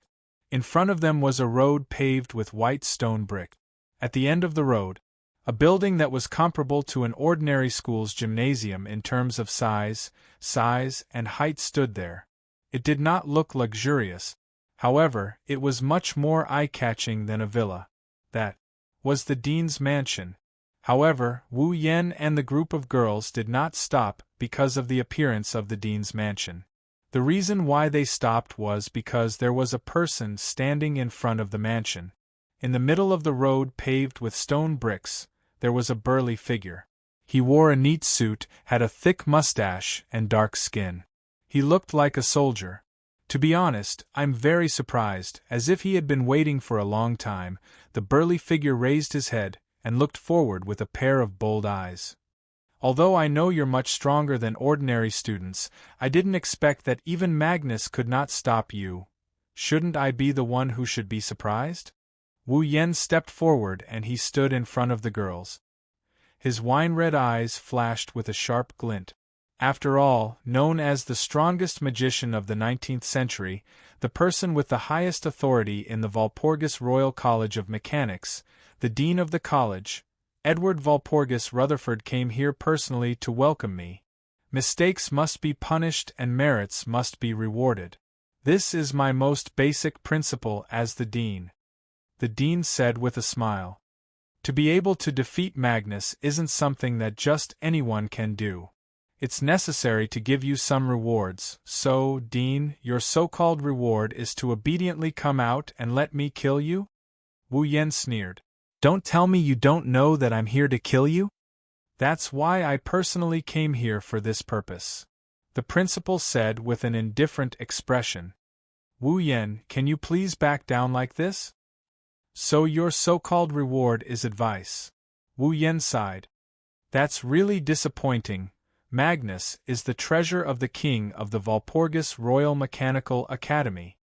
The dean changed the topic. This academy exists to cultivate excellent puppeteers and export capable puppeteers to the outside world. Magnus is the #1 genius in the history of the academy. In the future, no, he is already a demon king. A talent like this is too precious. Originally, I thought that there was only one Magnus in the entire world. However, your appearance has truly surprised me. The dean nodded his head, as if it was something serious. I don't want the Academy to lose a treasure that can be compared to Magnus. You have the right to enjoy the same treatment as Magnus. How about you back down like this? I don't know what kind of value Magnus has to this Academy. I also don't know what kind of position I have in your heart. Wu Yen looked straight at the dean. But to effectively value a person and talk about their value. To be honest, I want to vomit just from hearing it. The headmaster nodded without any surprise. Then, are you going to make a move on me? You must have made a mistake somewhere, right? Wu Yen smirked. What do you mean by making a move on me? Then, let me change the question. The dean narrowed his eyes. Wu Yen, you are indeed strong. You are stronger than those who dominated the night gathering and became the Demon King. But do you think you can kill me? I don't think you understand, the dean said, as if he was teaching a student. The puppeteers in the Academy can become the Demon King, because they dominated the night gathering. I am known as the strongest magician of the 19th century. Do you know what that means? Because you dominated the 19th century. You are a monster more terrifying than the Demon King, right? Wu Yen sneered. Then, let me ask you a question. Do you think you can make me back down like this? Is that so? The headmaster closed his eyes. That's a pity. As soon as he said that, he extended a finger and swiped it in the void before him. Magical flames ignited from the tip of the dean's finger. As the dean's finger moved, traces of light ribbons were formed in the void in front of him. They remained in the void and gradually formed a geometric pattern. It was a magical formation with complicated runes and a hexagonal pattern with small patterns around it. The moment the magic array took shape, a very simple book appeared in the center of the magic array. Its surface was flickering with flowing light. It was a very simple and unadorned book. That's... Natsuki frowned when she saw the book in the center of the magical formation. A grimoire? Its name is Solomon's Key. The dean stretched out a hand and held up the ancient book as he spoke proudly. This is a grimoire created by a great magician who sealed his entire life's collection into it. Moreover, it is a grimoire that has never existed before. A grimoire from the past? Wu Yen, Ikaros, Astria, Agarola, Canon, and the others flinched when they heard this. Only Na Yu frowned for a moment before she suddenly spoke. Could it be that a magician from the future used a large-scale magic ritual to turn back time and sent a grimoire from the future to this era? I didn't expect an automaton like you to have such a keen knowledge of magic. The dean looked at Natsuki with a surprised expression before he smiled. That's right, Solomon's Key is a grimoire sent from the future to this era. It's an automaton's summoning catalog. A catalog? That's right, it's a catalog of automaton from the future. The dean raised the grimoire in his hand. Although many of the treasures in the Key of Solomon have been lost and plundered over a long period of time, I can still control more than 50 treasures from the future to attack you. The grimoire named Solomon's Key floated up and opened on its own. A faint phosphorescent light shone from the pages and illuminated the dean's face. Now let me show you the one I use the most frequently. After saying that, a wave of magic power gushed out from the dean's body and flooded the entire space. Chapter 1686. Many thanks to Dream Demon and Thunder for their tips. Mana that was as thick as a tidal wave spread out in all directions. It was like a tidal wave that instantly filled every corner of this space. Look at the latest. The headmaster stood in the middle of the sea of magic. His tall and sturdy, dark body was emitting a steady stream of magic that made people's expressions change. This kind of magical power was already stronger than any puppeteer or magician. Amidst this magical power, the Solomon's Key floating above the dean's palm shone brightly. It was as if a pillar of light had risen and enveloped the dean. Soon after, a dreamlike scene that made it hard for people to tell if it was real or not quietly appeared in this sea of mana. Behind the dean, who was enveloped in a pillar of light, a dazzling staircase that seemed to be made of pearls slowly appeared. The staircase had a beautiful shape and looked like it was made of pearls. With the pillar of light enveloping the principal as the source, the staircase continued to extend upwards, and a pure white wall appeared along with the staircase. On the stairs, a red carpet was also laid out. In the pure white hall that looked like a palace, it gradually extended to a place higher than the ceiling. Not long after, the staircase extended to the end and connected with a platform that appeared out of thin air. At the top of the stairs, on a platform that appeared out of thin air, a luxurious throne decorated with gold and silver stood in the middle of the platform. Wu Yen, Natsuki, Ikaros, Astria, Agarola, Kanon, and the others can clearly see what's going on. On the throne, there was a beautiful girl sitting upright. Full-breast. Her skin was fair, and her waist was shockingly slender. Her beautiful face was absolutely neat, and a pair of eyes that seemed to despise everything was dotted on it. Her body was wrapped in a gorgeous dress that seemed to be made of thin white silk, and her hands and feet were decorated with countless golden rings. Ikaros, Astria, Agarola, and Kanon stared at the beautiful girl sitting on the throne at the top of the stairs and mumbled to each other. Queen! Queen! No! Wu Yen and Natsuki's expression turned serious. That's the automaton. And BP, and BP, and BP, and BP, and BP, yes. The queen sitting on the throne on the platform at the top of the stairs was an automaton. It was stored in the Key of Solomon and was sent to this era from the future. It might be widely known.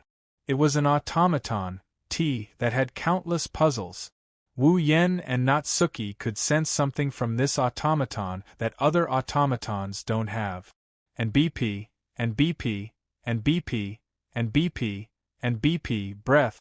Moreover, it was a very powerful aura. It proves that the automaton sitting on the throne at the top of the staircase isn't something to be trifled with. And BP, and BP, and BP, and BP, and BP maybe. This was the level of the automaton T. It was one of the snowflake moon, which had the highest level of automaton T at the moment. Even more advanced than the Ye of the moon doll. Under the watchful eyes of everyone present, the queen, who was sitting on the throne at the top of the stairs, slowly stood up, as if she was a king on an inspection tour. He walked down the stairs leisurely. As the automaton walked, every step it stepped on would turn into golden particles and dissipate when it lifted its foot. When the automaton descended to a certain distance, the dean retreated to the side and bowed respectfully like a loyal subject welcoming the king he swore allegiance to. "Welcome, Your Excellency, Queen Ishtar." The queen named Ishtar walked to the ground, and the stairs, palace, platform, and throne behind her disappeared like a mirage in an instant. It wasn't until she reached the ground that Ishtar began to look at everything in her field of vision. She glanced at the dean who bowed to her. "Long time no see, Ed. How long has it been since you last summoned me?" "Yes. It has indeed been a long time," the dean said respectfully, as if he was talking to a friend or someone he swore loyalty to. "There's nothing I can do about it. There aren't many existences in this world who can make me summon Queen Ishtar for help." "That's right, there aren't many existences in this world who can make me summon Queen Ishtar, indeed." Ishtar nodded in satisfaction. He seemed to be enjoying the compliment very much and asked, "You're right. Then did you summon me this time because an opponent strong enough for me to make a move has appeared?" Without waiting for the dean's reply, Ishtar raised her eyes and looked ahead. She frowned when she saw Wu Yen and the others. "Isn't this still a ghost?" Hearing Ishtar's disdainful words, Wu Yan's eyes turned cold. Along with the sound of the air shaking, a violent mana outage erupted from Wu Yan's body. It turned into a storm that swept across the land and kicked up a large amount of sand. The ground cracked under the weight of the mana outage. Pieces of gravel burst out from the ground like broken glass. Under the attack of the mana outage, the gravel turned into deadly bullets and shot out in all directions. Bam! Bam! Bam! Bam! The rubble that had turned into bullets raged on. Everywhere it passed, a hole was blown out in the wall that blocked the way. The trees were directly cut open and exploded at the waist, smashing heavily on the ground. Seeing this, both the Dean and Ishtar narrowed their eyes in shock. This level of magical power is comparable to that of a demon god. Ishtar finally took Wu Yen seriously. Looks like I've made the mistake of underestimating the enemy that I shouldn't have. It's not just Her Highness. The Dean smiled bitterly. Originally, I thought that I had already overestimated him, but in the end, he gave me another surprise. I also underestimated him. Let me acknowledge you for now, Ishtar said, obviously directed at Wu Yen. Ishtar then stretched out his fair arm gracefully. You are qualified to make me use the army that I am so proud of. Army? Wu Yen and the other girls didn't know what's going on. The Dean respectfully reached out his hand and held Ishtar's outstretched hand. His magical power surged from his overlapping hands and was injected into Ishtar's body. With the replenishment of his magic, Ishtar looked forward in a dignified and graceful manner. Then, he raised his free hand slightly in front of him. The next moment, from Ishtar's outstretched hand, a black shadow swept out like overflowing water, or like a mist that appeared out of thin air. Wu Yen, Natsuki, and Ikaros were shocked when they saw the black shadow bursting out of Ishtar's hand. Astria, Agurora, and Shane's expression changed. They almost screamed out loud. This was because the front end of the shadow that burst forth from Ishtar's hand was decorated with the face of a man in agony, as if something had been carved into it. It was just like a vengeful spirit in the legends. And BP, and BP, and BP, and BP, and BP. The vengeful spirit seemed to be making some kind of hissing sound. Its face was filled with pain, and it opened and closed its mouth ferociously. Shortly after, the vengeful spirits rushed out of Ishtar's hand at an astonishing speed. They looked like meteors with black mist as they swarmed towards Wu Yen. Looking at the swarm of vengeful spirits, whether it was Wu Yen or the girls, they all felt a sense of danger. Their intuition told them that these things that made them uncomfortable must not be touched. Even though they didn't know what the consequences would be, they knew that touching them would definitely not feel good. Wu Yen was the first one to trust his intuition. He poured all of his mana into Ikaros' body. Ikaros! Ikaros' eyes quickly turned crimson red and an illusory frame appeared in front of her. A cold voice sounded and in the next second, a translucent crystal barrier appeared out of thin air and protected Wu Yen and the girls behind it. Asterisk boom. Asterisk boom. Asterisk almost at the same time, the vengeful spirits that were swarming at an astonishing speed suddenly crashed into the E.G. Absolute Defense Circle, stirring up a storm of impact and black fog. Chapter 1687. Boom! Amidst the sound of the collision, the group of wraiths that rushed over violently undulated like waves crashing on a reef. Black mist splashed up and instantly covered the surface of the Aegis. Aegis. Aegis. Aegis. Aegis. Chi. Not long after, the surface of the Aegis, that was touched by the group of wraiths, actually collapsed like glue that was being burned. Seeing this scene, Wu Yen and the group of young girls trembled and stood up in surprise. Ikaros' Aegis was corroded? No. It wasn't corroded. Instead, it was being corroded and devoured by something.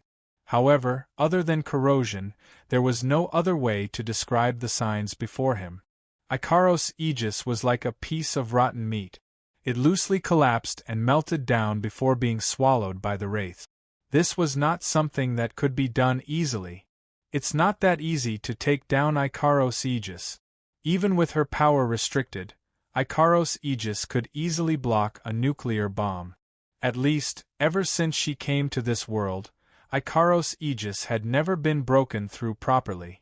The reason why Charlotte was able to break through Ikaros' aegis was because it contained the universal truth. In theory, the demonic sword that could destroy all matter had wiped out the existence of the aegis, but it did not count as destroying the aegis. The only reason Magnus was able to break Ikaros' aegis was because the Jade Worm has a magic circuit that absorbs all the mana needed to support the aegis, causing the aegis to disappear. Both times, the two people who broke through Ikaros' aegis didn't rely on attacks that exceeded the defensive power of the aegis to break through the aegis. And now, Ishtar's wraiths are using the same method to corrode Ikaros' aegis. That's why. The wraith. They definitely didn't just have the ability to corrode. If they only had the ability to corrode, there's no way they could melt the aegis in less than 2 seconds. Therefore, it was good for Astrea to witness the might of the wraiths. Agrora. She couldn't stop her face from trembling. Wu Yen, Natsuki, and Ikaros also showed a troubled expression. Only Kanon looked at the wraiths like they were something she hated. For the first time, she showed a look of disgust. However, Kanon wasn't afraid of the wraiths at all. That's only natural. Kanon's power of purification is the bane of all evil. As long as Kanon uses her hidden power of purification, these wraiths will be wiped out in an instant. Natsuki seemed to have thought of this too. She turned to Wu Yen for Wu Yan's opinion. Wu Yen hesitated for a bit before he lowered his voice and told Natsuki. "Let's observe the situation first." Natsuki nodded in agreement. Bang! At the same time, Ikaros' aegis finally melted to the point where it couldn't hold on any longer. It shattered with a crisp sound. However, before that, Natsuki had also used spatial teleportation magic to teleport all of them away. Bang! The next moment, the creepy vengeful spirits flooded the area where Wu Yen and Co. were standing like a putrid swamp. TSK, in an instant, the ground was corroded, forming a large hole with a diameter of about 5 meters. There was even a trace of black fog coming out of the hole, causing the sand and dust that came into contact with it to be extinguished in the air. Yuwa! With Natsuki's teleportation, the group appeared in an empty space not far away. The moment they appeared, Astrea shrieked and jumped up as if she was bitten. Before Natsuki used her spatial magic, a wraith brushed past Astrea's pure white wings. Astrea's pure white wings started to burn as if they were being burned by an invisible fire. The feathers on them started to rot and turn into ashes that floated down to the ground. Not only that, the corrosion spread to Astrea's wings at a speed visible to the naked eye. "Master! Master!" Astrea screamed in panic. Wu Yen placed his hand on Kanon's shoulder and channeled his mana into her body. "Kanon!" "Yes." Kanon raised her hand. With a buzzing sound, a holy light shone from her hand and enveloped Astrea's corroding wings. Under the effect of the holy light, the corrosive effect on Astrea's wings gradually slowed down until it disappeared completely. Astrea's burnt wings returned to their original state in the blink of an eye as if nothing happened. Ishtar was shocked when he saw the damage caused by his vengeful spirits vanish just like that. The dean pondered for a moment and nodded. "I almost forgot that the silver-haired automaton has excellent healing magic." "Healing?" Ishtar narrowed his eyes and sneered. "Then I shall devour all of you in an instant." Ishtar raised his hand again, and a horde of grudgeful wraiths rushed out of his palm. The grudgeful wraiths pounced on Wu Yen and Co. with a dark mist and a hideous expression on their faces. Wu Yen closed his eyes when he saw the horde of wraiths rushing towards him. Taking a deep breath, Wu Yen slowly revealed his wine-red eyes. His eyes flashed with a ferocious glint. A violent whirlwind of mana burst out from his body. Wu Yen leaped and stood in front of the girls. This time, even Ishtar himself was stunned. Not to mention Ishtar, even the dean was stunned on the spot. Not only did the other party not use the defensive barrier to block the attack, but he actually took the initiative to step forward. Could it be that he wanted to end his own life? Wu Yen immediately informed the Dean and Ishtar that he was trying to end his own life. Whoosh! With a whistling sound, the mana that rushed out of Wu Yan's body turned into a substantial airflow that hovered in the air. Then, the airflow turned into a black mist. As if it had a mind of its own, it spun wildly and protected Wu Yan's group like a protective barrier. Boom! The wraiths crashed into the black mist of mana. Black sparks erupted from the mist like volcanic ash. However, a scene that surprised both the Dean and Ishtar appeared. Boom! The group of vengeful spirits that had hit the pitch-black mist of mana were all bounced away by the rotating mist of mana. Now! Wu Yen yelled from within the mist of mana. Ikaros! Ikaros spread her arms and the Aegis, Absolute Defense Circle, rippled. But this time, the Aegis, Absolute Defense Circle, didn't appear around Wu Yan's group. Instead, it appeared around the Dean and Ishtar like a cage, trapping them inside. At the same time, Natsuki raised the lace fan in her hand and waved it in the direction of the Dean. On the surface of the Aegis, Absolute Defense Circle, spatial ripples appeared one by one and the chains of discipline lashed at the Dean like whips. Humph! Ishtar snorted. He raised his hand and was about to use his wraiths to corrode the chains of discipline. But at this moment, an icy white mist filled the air. Chapter 1688. Whoosh! Amidst the whistling sound, the freezing white mist permeated the interior of the Aegis and instantly filled the entire space of the Aegis. Instantly, the temperature inside the Aegis dropped at a terrifying speed. In just a few seconds, the temperature had dropped below 0 degrees Celsius. Originally, with Agrora's current strength, there was no way for the temperature to drop so quickly. However, Ikaros had created an absolutely sealed environment, allowing Agrora's cold air to spread rapidly, causing the temperature inside the Aegis to drop abnormally fast. Kacha kacha! Before the President and Ishtar could react, the cold mist had filled the interior of the Aegis, causing a layer of ice to condense on the surface of the Aegis. In the blink of an eye, the ground was covered with hard ice. A layer of ice formed on Ishtar's hand that he extended towards the incoming lock of discipline. Even the Dean himself and Ishtar's body were covered in a layer of ice. TSK. Ishtar's elegant and dignified posture was finally replaced by a trace of panic. The President knitted his brows tightly. Both of them hurriedly mobilized their magical power and used pure magical power to disperse the ice around them and expel the surrounding cold air. Whoosh! However, while the President and Ishtar were shaking off the ice shards on their bodies and dispelling the cold air around them, the lock of discipline whizzed through the interior of the Aegis and wrapped around the President and Ishtar's limbs. The President's frown deepened. A majestic magical power surged from the four limbs that were bound by the lock of discipline, attempting to shatter the lock of discipline on their bodies. However, the President soon discovered it. The magical power in his body could still be mobilized on its own. However, there was no way for it to escape from his body. The reason was simple. The surface of the lock of discipline, that was glowing with a purple light, was flowing with another type of magical power, isolating the magical power that was trying to escape from the President's body. Damn it! Ishtar also discovered this and was a little annoyed. What a pointless action! My army is created in my body. Even if I can't let the magical power out of my body, it doesn't matter. As soon as he finished speaking, Ishtar's palm turned into a ghastly wraith.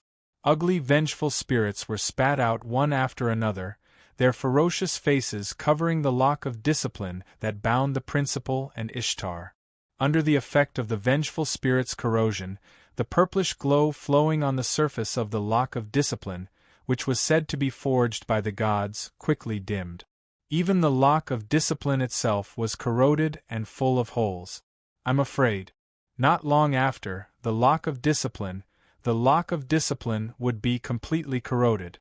However, just as the wraiths were about to corrode the lock of discipline on the President and Ishtar, a strong sense of danger rose in their hearts.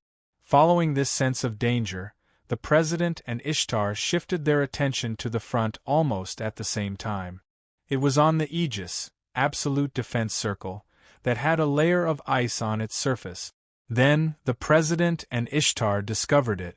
On the Aegis, absolute defense circle, that stood around like a cage with a layer of ice on its surface, there was a hole in a place without them noticing. Their line of sight passed through the hole. Staring at the outside of the Aegis, absolute defense circle, what the President and Ishtar saw was a figure. It was a pitch-black figure dressed in black clothes. A pair of wine-red eyes that were as calm as an ancient well was looking straight at them. The figure was outside the Aegis, absolute defense circle. In his hand was a gorgeous black bow that looked like it was made of black crystal.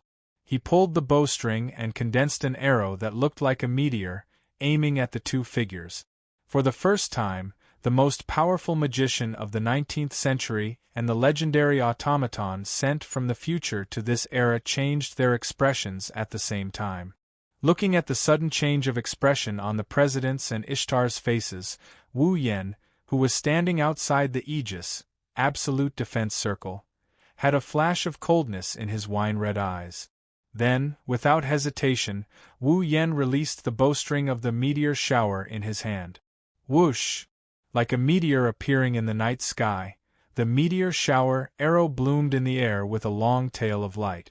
It flashed and shot into the only exposed hole in the Aegis, absolute defense circle, and burst into the Aegis, absolute defense circle.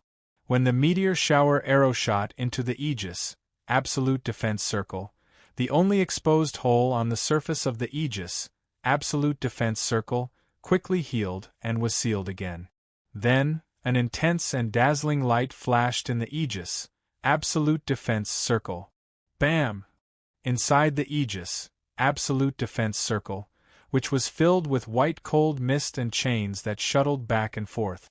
The surface was covered with a layer of ice, and the ground inside was covered with hard ice. An earth-shattering explosion sounded like a clap of thunder in the vast sky above the Aegis, absolute defense circle. A violent gust of wind carried with it a blazing heat, like a storm, crazily attacking the Aegis, absolute defense circle. Inside, the white cold mist was almost instantly dispersed, and the ground that was covered with hard ice cracked immediately. Cracks as thick as an arm spread out like a spider web. The cracks spread across the entire Aegis, absolute defense circle. Even the ground outside the Aegis, absolute defense circle, started to crack inch by inch. The seemingly sturdy Aegis, absolute defense circle, also started to crack like glass in a short period of time. One can imagine that without the Aegis, absolute defense circle, the meteor shower would have mercilessly destroyed everything around it. At that time, not far away, the Dean's mansion would not be able to escape the fate of being destroyed. Those guards who had been frozen into ice by Agrora would also not be able to escape death. Astrea asked nervously as she looked at the apocalyptic scene inside the Aegis, absolute defense circle. Is it defeated? No one answered Astrea's question. It should be said that no one had the energy to answer Astrea's question. Wu Yen, Natsuki, Ikaros, Agrora, Cannon, and the others stared at the Aegis, absolute defense circle, that was gradually cracking.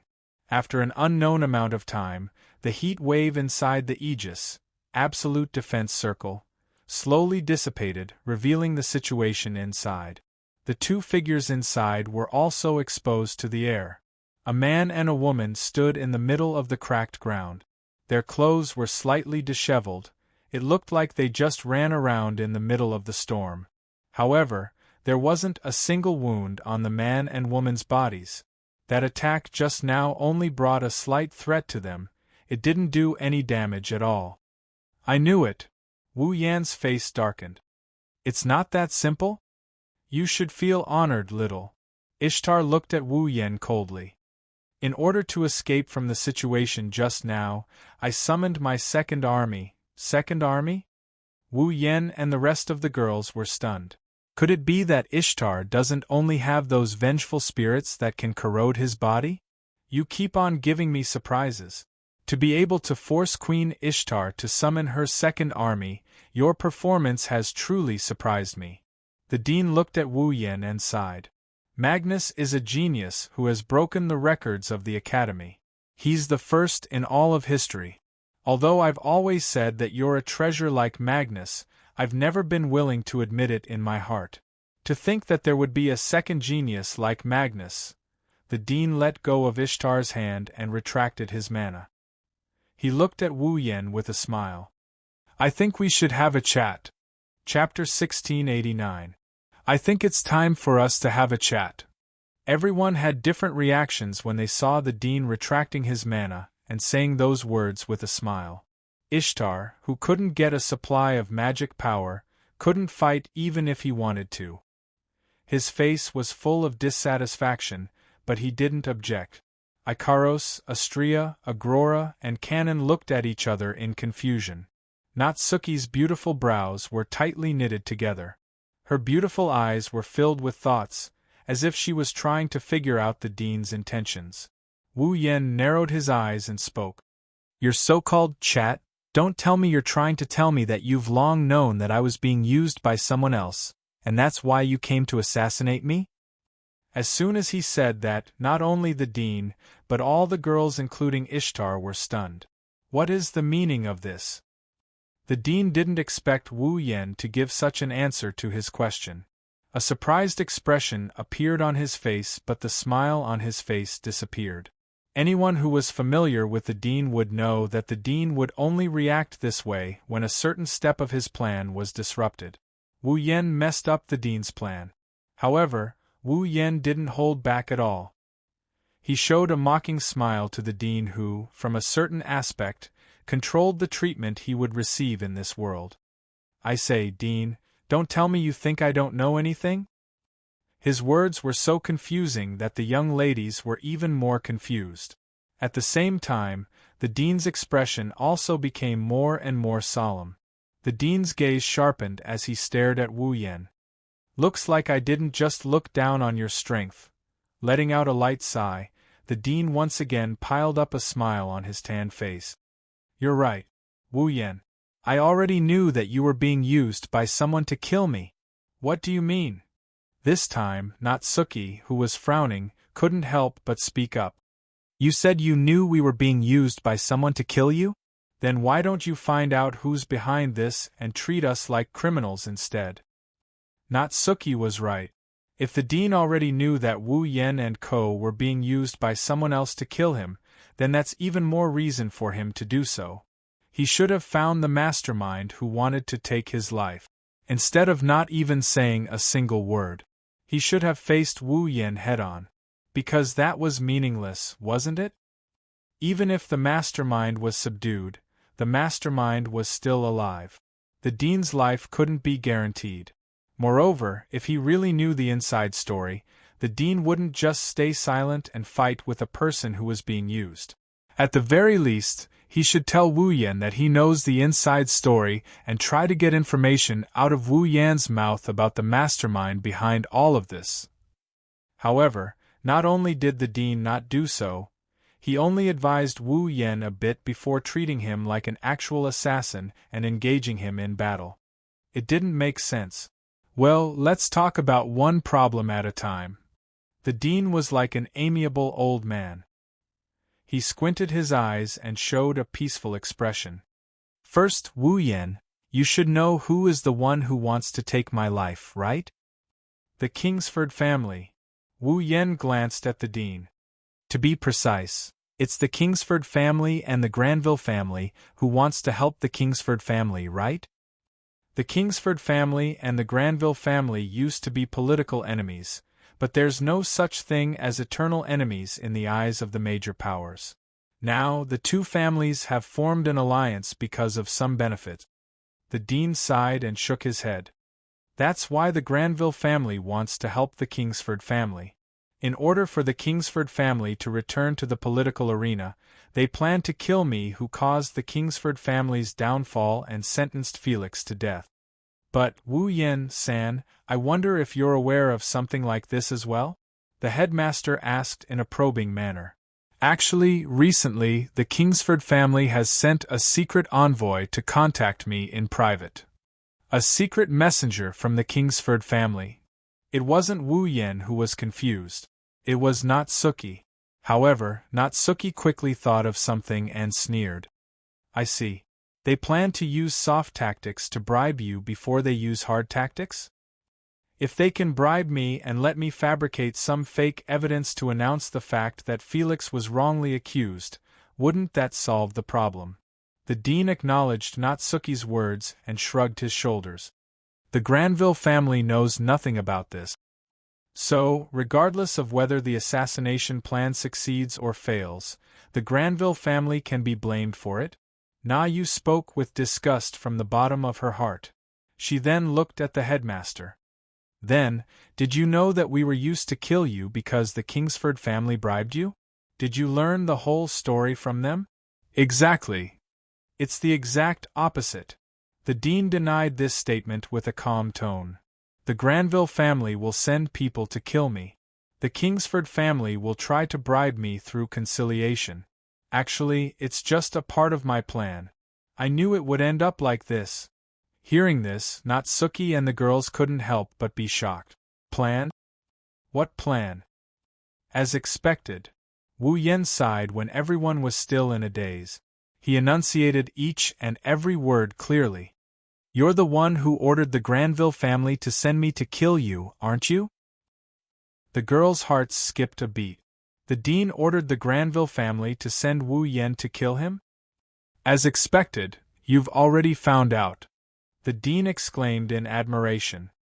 To be precise, I asked the Granville family to send someone to kill me, but I didn't specify you. The girls understood the situation even if they were slow. Behind the whole thing, there was an unimaginable inside story. What's the purpose? Natsuki was the first to calm down. What's the purpose of this? Hey Wu Yen. The dean didn't answer Natsuki's question. Instead, he looked at Wu Yen with a smile. Do you know what a divine ingenuity is? Divine ingenuity. Natsuki's group of girls began to ponder over this phrase. A fully self-disciplined automaton. Wu Yen raised his head and said, It's a fully autonomous automaton that can generate magic power on its own, activate magic circuits on its own, and fight on its own, even without the puppeteer's control and supply of magic power. A fully self-disciplined automaton? The girls cried out in surprise. It was common knowledge that automatons were inseparable from mana and puppeteers. Once they were separated from their puppeteers and mana, the automaton was just a pile of scrap metal that couldn't perform any functions. It was the same even for a forbidden doll. After all, the amount of mana a forbidden doll could generate was too little. It wasn't enough for them to fight on their own. Therefore, without a puppeteer, a forbidden doll was just a toy that wasn't made of scrap metal. However, if an automaton could provide mana on its own like a human, it wouldn't be a problem if it didn't have a puppeteer. Therefore, there was the saying of a fully autonomous automaton. Countries all over the world were also doing research on this point. Unfortunately, until now, no country had ever developed a fully autonomous automaton. As for the fully self-disciplined automaton, its name was Divine Ingenuity. Chapter 1690. Why does an automaton exist? Even the noblest apprentice puppeteer or magician would be able to recite the answer to this question without breaking a sweat. In order to get rid of the tedious incantations and complicated magic circles, and to simplify and quickly use magic, the magicians developed the magic circuit, which condensed all the conditions for performing magic and used it as a substitute for the ritual when performing magic. With the existence of magic circuits that condensed all the conditions for a magic trick, magicians only needed to input magic power into the magic circuits to be able to perform the magic trick that was originally prepared and use the magic trick in an instant. However, the magic circuit was just a tool that prepared all the conditions for a magic spell. It replaced the existence of lengthy incantations and complicated magic arrays. Even if the magic was already prepared, magicians would still need to control the magic circuits whether it was activated or used. In this way, although using magic was indeed much faster than without magic circuits, it was still not enough to satisfy some people when used in battle. Therefore, in order to pursue an absolutely simple and fast way to use magic, the automaton was born, and so were the puppeteers. With the automaton, the puppeteers could throw all the work of controlling the magic circuit to the automaton. They only needed to output magic power to perform the magic. To put it bluntly, the automaton was only created to allow magicians to quickly perform magic. Then, the use of the automaton was fixed. Battle. Apart from fighting, the automaton had no other reason to exist. It should be said that it was natural. With such meaning of existence, automaton became a tool used in war by various countries. However, even if there was an automaton, a puppeteer who could control the automaton was also necessary. Without a puppeteer, an automaton could not perform at all. Because of this, there were naturally people who wishfully wanted to create an automaton that did not need a puppeteer and was completely self-disciplined. Thus, the existence known as machine doll was born. Although it was said to be born, machine doll was more of an extravagant wish than an existence. This was because, from the time it was proposed until now, no one had ever developed a machine doll. It was because of this that the girls were so surprised. What was the purpose of the dean's mention of machine doll at this time? As if he had seen through the thoughts of the girls, the dean closed his eyes. Developing machine doll is exactly my purpose. Hearing this, the girls looked at each other and more or less understood the dean's meaning. The so-called plan you mentioned, the one that even allowed others to assassinate you. Natsuki looked at the dean. Just to develop machine doll? That's my ultimate goal, the dean said self-deprecatingly. The Kingsford family is using the machine doll as a bait to get me to help them return to the political arena. The dean changed the topic as if he was trying to keep them in suspense. However, there are people who are unhappy about the Walpurgis machine doll's close relationship with England. England? Natsuki said in confusion. Isn't it the Kingsford family? The Kingsford family holds great power in England. As long as the Kingsford family reclaims their former position, the dean said with a faint smile. Therefore, if the Academy's relationship with England is too good, the other countries won't be able to stand it. After all, this Academy exists to provide excellent puppeteers to each country. It's also the cradle to strengthen each country's military power. And then? Natsuki looked at the dean coldly. What are you trying to explain by saying all this? Don't you think this is a good opportunity to cut off the good relationship between the Academy and England? The Academy dean smiled. You're right. Let me give you a hint. The Granville family's young master is from Germany.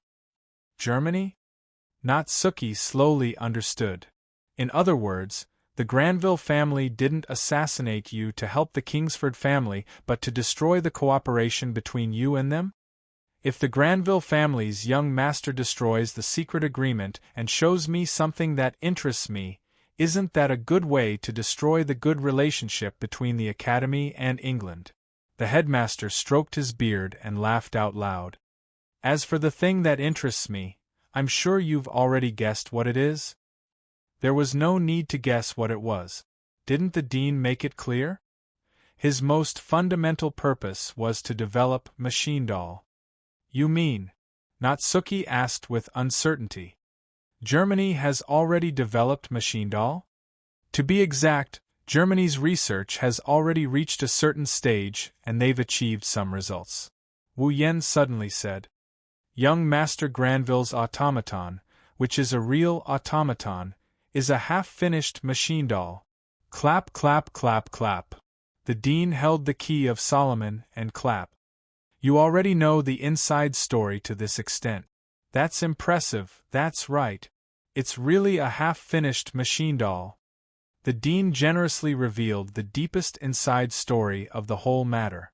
Germany has already developed a semi-finished product of machine doll, and if they show me a little of this result, I will be tempted to conduct joint research with Germany, ditch England and join Germany. This is the purpose of the Granville family. Ridiculous, Natsuki scoffed.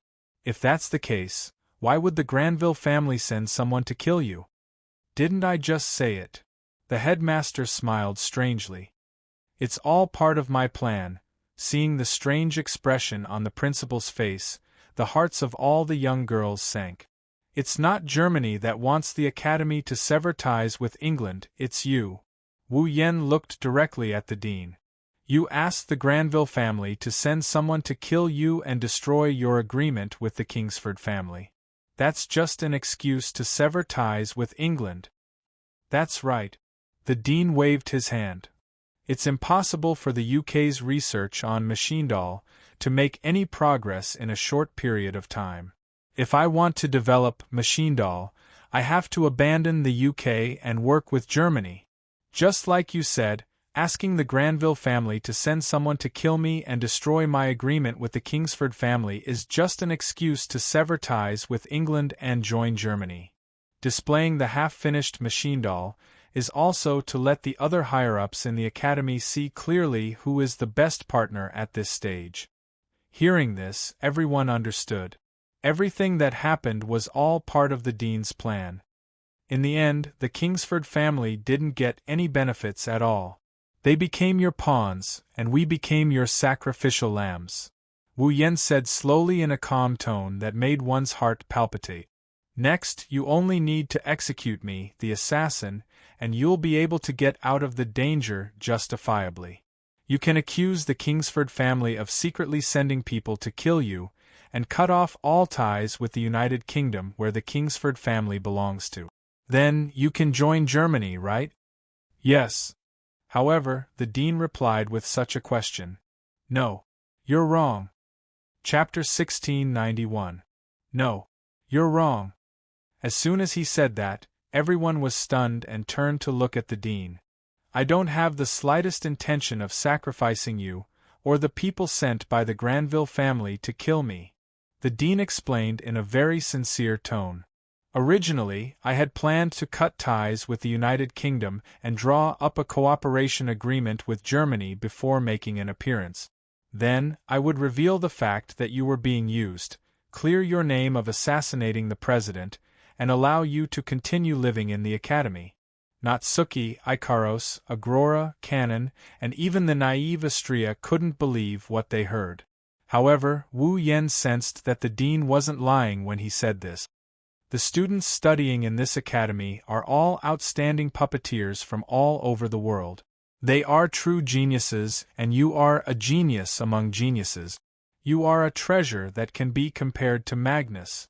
The dean smiled. How can I let a talented student like you leave the academy just like that? Ha! Heh! Wu Yen snickered at the dean's words. It's a very sarcastic laugh. Everyone says that the Walpurgis Royal Tactical Academy is an academy where strength reigns supreme. Now, I finally understand who developed this theory. I am looking forward to your performance at the night assembly. The dean ignored Wu Yan's sarcasm, and he continued with a calm expression. So, step down. When the time is right, I will step forward and clear your name. Of course, I will also ask the Granville family to release Oliette. We will pretend this never happened. How about it? How about? As soon as he finished speaking, the surrounding space was covered by a deathly silence. The heavy atmosphere continued to spread, and the tension that tugged at one's heartstrings involuntarily rose in the hearts of many people, causing the entire place to be silent. It was as if the sound of a needle dropping would enter one's ears.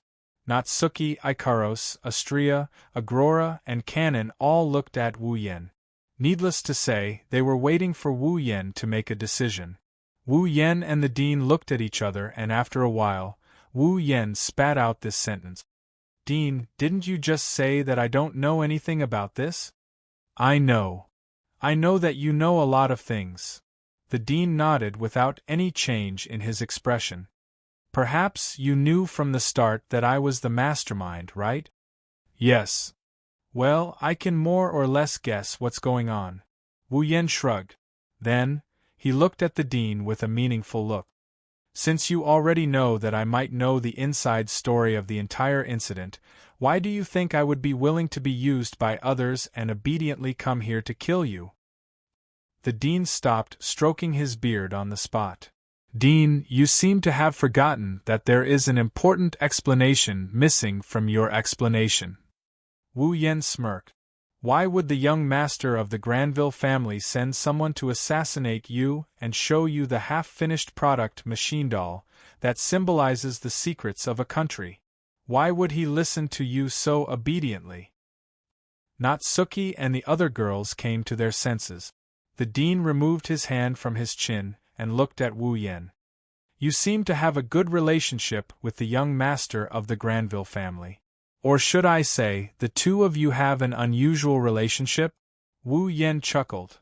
So, I was thinking that if I killed you, the one who planned the whole thing and used me, wouldn't I be able to vent my anger and break the heart of the young master of the Granville family, who threatened me with Angeliette? The originally heavy atmosphere instantly turned into a swamp. Everyone present could clearly feel the pressure in the air. Natsuki and the other girls finally understood why Wu Yen listened to the orders of the Granville family's young master to assassinate the Dean despite being threatened by the Granville family's young master. Just like what Natsuki said, Wu Yen was indeed planning something. It was a very simple plan. It wasn't an exaggeration to say that he had bad intentions. It was because he knew that the Dean was the mastermind behind the scenes, and that the young master of the Granville family had a close relationship with the Dean that Wu Yen obediently came to kill the Dean. The reason was that simple. Student Wu Yen. The Dean's tone is turning cold. This is not a wise choice. Even if you don't care about becoming a criminal, don't you want to be with your friends in this academy? You're willing to use your own students for your own purposes, and then send them away after you've achieved your goals. That young master of the Granville family used Mariette to threaten me. Isn't it because your choices are too wise? Wu Yen looked at the Dean coldly. And I hate you all. Naturally, I won't do the same thing as you.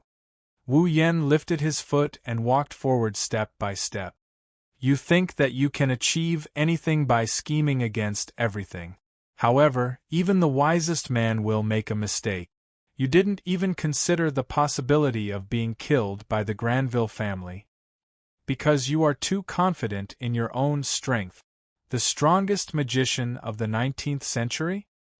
A grimoire from the future? A legendary level automaton? If these are what you're relying on, then let me destroy them one by one to vent my anger. Wu Yen walked forward and took out a card with a flip of his hand.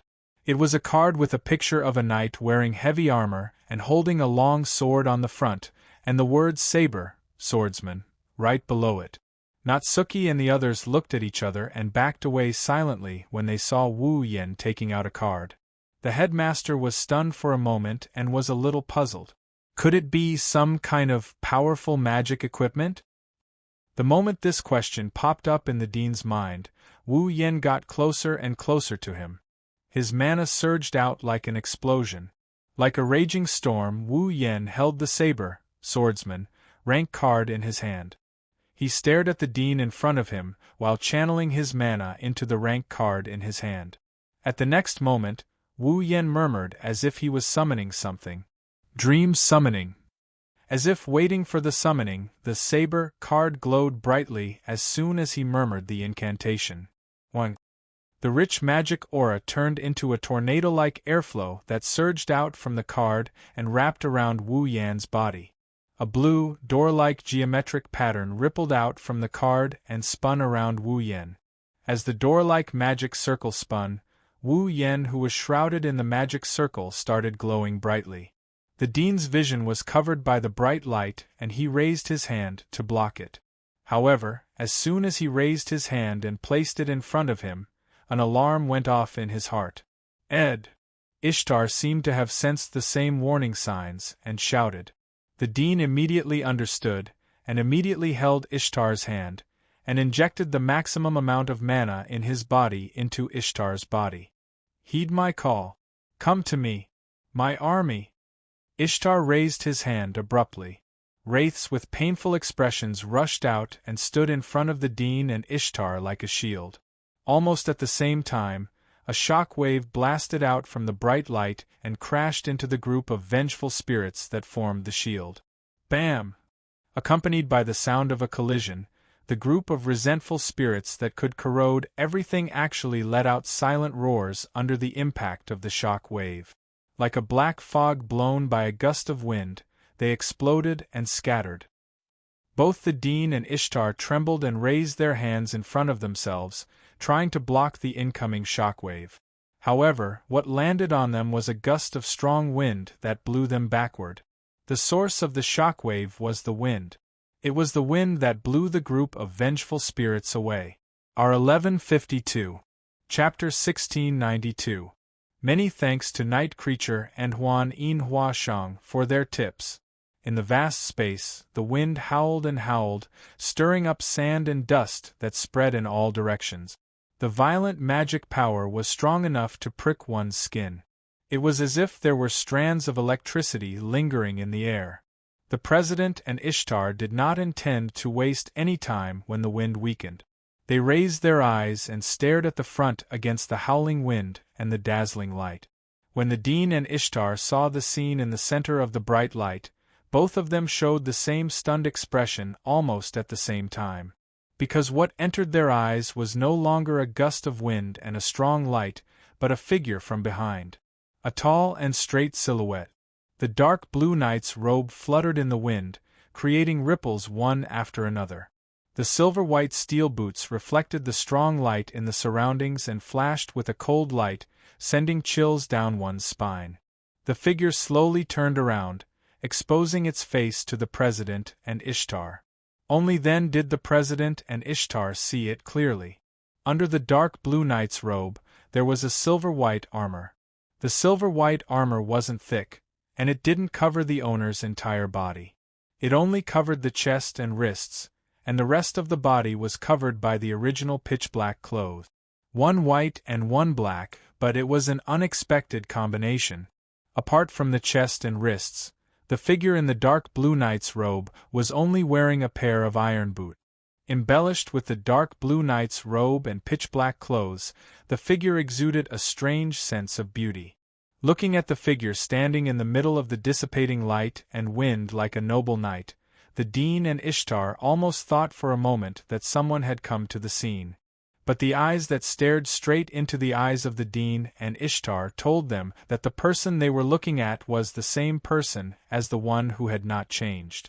Of course, if it was just a transformation, then it would be a miracle if it was just a transformation. That was not a big deal. And BP, and BP, and BP, and BP, and BP, and BP. The moment they saw the figure, the dean and Ishtar sensed it. In his heart there was a faint feeling of palpitations. Then, it definitely wasn't as simple as just transforming. Now is not the time for you to think about so many things. The dean and Ishtar couldn't help but wonder about the situation in front of them. An indifferent voice sounded. It reached their ears. If you don't pay attention to it, you'll be in trouble. Don't blame me if you die later. And BP, and BP, and BP, and BP, and BP, and BP. On the opposite side, Wu Yen slowly raised his head. His wine-red eyes flashed with a cold glint. He raised his hand as if he was holding something. A vast amount of magic quickly gathered in his hand and turned into a whirlwind, swirling in a strange manner. Holding an invisible object that was swirling in the strange whirlwind, Wu Yen suddenly stabbed at the space in front of him without any fancy moves. Whoosh! In an instant, the strange whirlwind violently shot out and flashed through the void. It was as cold as a blade, and as fast as lightning, It flashed in front of the president and Ishtar. The Dean and Ishtar keenly sensed that an invisible shockwave, similar to the one used to disperse the horde of wraiths earlier, was shooting toward them like an arrow. Their hair and clothes fluttered wildly in the wind. Their faces immediately changed. However, the Dean was indeed the strongest magician in the 19th century. Before the impact hit him, he reacted in time and poured his magic power into Ishtar's body. Ishtar also reacted immediately. He raised his hand and summoned a dense swarm of vengeful spirits. The vengeful spirits covered the sky and collided with the incoming impact. Bam! In the next second, a strong wind rippled out from the center of the field, causing the ground to shake violently and crack open as if it was about to collapse. Cracks spread out from the ground in the center of the field, and the strong wind swept out. Some of the gravel was directly shaken into powder and blown away by the strong wind. "Did you manage to block it?"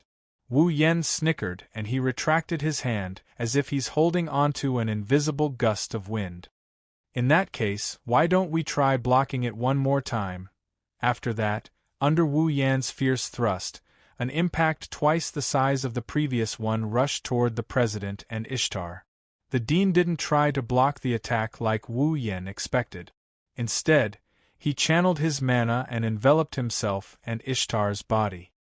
His luangua glowed with a dim light and the two of them levitated into the air, evading the attack.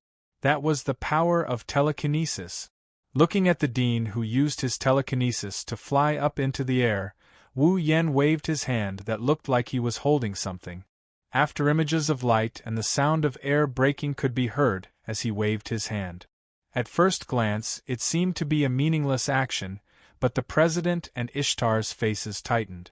Swish, swish, swish, swish, swish.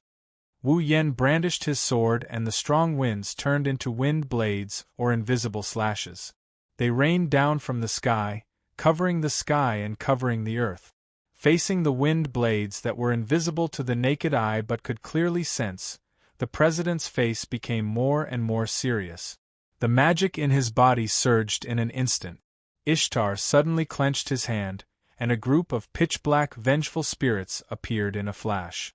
The densely packed shadows overlapped each other, and in a short moment they covered an area of 10 meters around the president and Ishtar like a black fog. Bam! Bam! Bam! Bam! The wind blades fiercely struck the group of wraiths, causing a chain of explosions. Powerful winds spread out like a roaring flood, causing the surrounding space to tremble. Natsuki, Ikaros, Astria, Agarola, Kanon, and the other girls were watching the intense battle. They couldn't bear to look away from it. Bam! In midair, an abnormally loud explosion rang out violently. Two figures also flew out from midair. They staggered back a few steps before stabilizing their bodies and landing on the ground. That ghost! Ishtar's expression was incomparably ugly. The Dean's expression was still solemn. He didn't say a word and continued to infuse his mana into Ishtar's body. As if to vent her anger, Ishtar waved her slender hand forcefully. In an instant, a meter-long ribbon of wraiths shot out from Ishtar's hand and flew towards Wu Yen. Staring at the mass of wraiths, Wu Yen clenched his fist and a vast amount of mana surged out of his body. It turned into a whirlwind above his clenched fist. It looked like the whirlwind was wrapped around something as it howled and spun around. Under the watchful eyes of Natsuki, Ikaros, Astria, Agrora, and Kanon, Wu Yen didn't retreat. Instead, he advanced. His silver-white iron boots stomped heavily on the ground. He clenched his fists and fiercely slashed at the ribbon of wraiths. Clang! The torrent of wraiths didn't hit Wu Yan's body. Instead, it seemed to have been blocked by something. It landed on top of Wu Yan's slashing hand. The whirlwind howled and the sound of metal clashing could be heard. But after blocking the ribbon of wraiths, Wu Yan's expression suddenly sank. Whoosh! Above the torrent of vengeful spirits, a giant arrow made of vengeful spirits spun at high speed. While the torrent of vengeful spirits and the whirlwind were in a deadlock, the arrow mercilessly fell towards Wu Yan's face. Seeing that the surface of the pitch-black huge arrow was filled with faces howling in pain, a sharp glint flashed across Xiao Yan's eyes. He forcefully tightened his grip on something that seemed to be grasping something. Wind King Barrier, Bli and BPR. While in a deadlock with the torrent of vengeful spirits, the whistling whirlwind suddenly paused. Then, with a speed that could not be seen with the naked eye, it expanded like lightning and exploded. Bam! In an instant, a terrifying storm soared into the sky and swept across the area, quickly shaking and fluctuating. Asterisk boom. Asterisk boom. Asterisk under the impact of the storm, the vengeful spirit was scattered as if it had been shot away. Whoosh! The torrent of wraiths caused the torrent of wraiths to deviate from its path and soar into the sky, flying towards the horizon. However, the principal, Ishtar, Natsuki, and the other girls had no time to care about these things. This was because their gazes were all attracted by the sword in Wu Yan's hand. Chapter 1693. The gale and vengeful spirits seemed to have been covered at this moment as they all dissipated. Everyone's attention was on the sword in Wu Yan's hand. It couldn't be helped. That sword was just too eye-catching. The hilt of the sword was dark blue with a gem embedded at the top. The sword's handle was made of gold and it was exceptionally dazzling. What was even more dazzling was the blade. At first glance, it was an eye-catching silver-white blade with a cold glint. However, upon closer inspection, one would notice that the silver-white blade would occasionally flash with a dazzling golden light.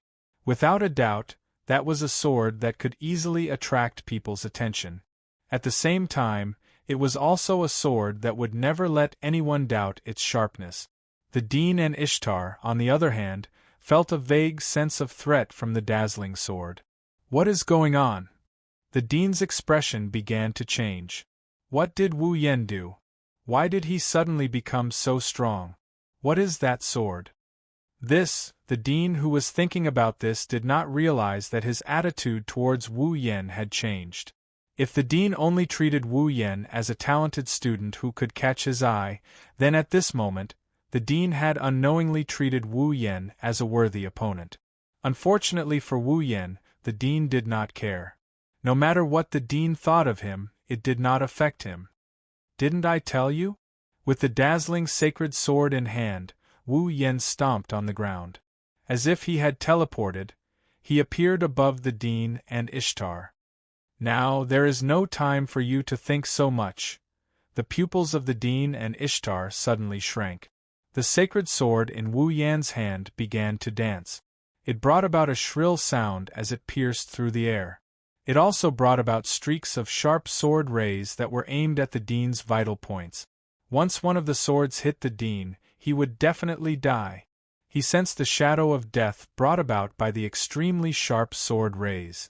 The Dean's gaze also turned cold. Boundless magic power surged out of his body and surged into Ishtar's body. Ishtar's delicate body trembled. Vengeful spirits surged out of every part of his body like shadows. They rapidly danced around the Dean and Ishtar. Bang! Bang! Bang! Bang! The sword rays that descended from the sky all landed on the dancing vengeful spirits. In the midst of a series of dull thuds, the vengeful spirits exploded one after another. As the sharp sword rays exploded the vengeful spirits one by one, the ground where Ishtar was standing seemed to be unable to withstand the heavy pressure. Cracks that were nearly half a meter deep were left on the ground. Even the place where Ishtar was standing had 2 deep footprints on it. But in the blink of an eye, the dull thuds above his head disappeared and the vengeful spirits stopped exploding. The sacred sword in Wu Yan's hand spun abruptly. Countless blade rays coalesced at lightning speed. Boundless magic power surged out of Wu Yan's body like a flood. The sacred sword swept across an extremely tricky arc like a lightning bolt, miraculously avoiding the vengeful spirits one after another, and pierced toward the Dean's throat. Wu Yan didn't hold back at all. The Dean was infuriated when he saw how merciless Wu Yan was. He channeled his magic power into telekinesis, and he grabbed one of the vengeful spirits and dragged it to his throat. Boom! The tip of the sacred sword instantly pierced the vengeful spirit that was pulled to his throat by the Dean's psychokinesis and used as a shield. The vengeful spirit exploded. Wu Yen was surprised that the Dean actually used such a method to block his attack. Corrode! At this moment, Ishtar suddenly raised one of his hands and aimed his palm at Wu Yen. A thick, black mist emerged from his palm and vengeful spirits flew out one after another, pouncing on Wu Yen. A fishy stench drilled into the tip of Wu Yan's nose, leaving Wu Yen sulking. He didn't hesitate and slashed at the vengeful spirits with the sacred sword in his hand. PFFF! As soon as the sharp slashes collided with the vengeful spirits were instantly shattered into powder like volcanic ash. Poochie poochie poochie poochie! As the slashes landed on the vengeful spirits, ripping sounds filled the air. One by one, the wraiths were slashed into two halves by the holy sword. Then, they turned into ashes and dissipated. As time passed, the vengeful spirits dwindled and the Dean and Ishtar became more and more astonished. That sword! The Dean stared at the sacred sword in Wu Yan's hand in astonishment. It can actually come into contact with Queen Ishtar's vengeful spirits so many times without being affected at all? Even though Ishtar's vengeful spirits weren't truly invincible, there were still some existences that could resist them. But after coming into contact with such corrosive vengeful spirits for so many times, the sword wasn't affected at all. The blade was still as dazzling as ever. This was the first time the Dean witnessed such a thing. Wind King enchantment, my lady I Blair. Suddenly, a cold bellow echoed in the air. Before the Dean and Ishtar could react, the dazzling sacred sword above their heads suddenly stirred up a whirlwind. Shortly after, a 10-meter-long, violent tornado-like impact burst out from the sacred sword. It flashed across the air, dispersing all the vengeful spirits in its path, and crashed into the Dean and Ishtar. Bam! Such a powerful impact directly scattered the wraiths and sent the Dean and Ishtar flying. If it wasn't for the Dean's timely use of telekinesis to support their bodies, the two of them would have crashed to the ground. Thief!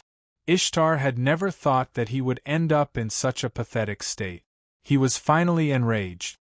Ed, give me your magical power. I want to summon the second batch of troops. The Dean didn't object and extended his hand to Ishtar. But at this moment, the surrounding ground, trees, buildings, and even heaven and earth seemed to have turned into a dreamland as they flashed with a dazzling golden radiance. The Dean's outstretched hand came to a halt. His pupils gradually narrowed until they were the size of a needle tip. Then, he slowly turned his head and looked in the direction of Wu Yen. In the middle of the dazzling golden radiance, Wu Yen was wearing a dark blue night robe. His chest, wrists, and feet were covered with silver-white armor. He held the sacred sword in his hands high above his head. Suddenly, streams of golden light rose from the surroundings like shooting stars. They flowed towards the sacred sword in Wu Yan's hand and infused into the sacred sword.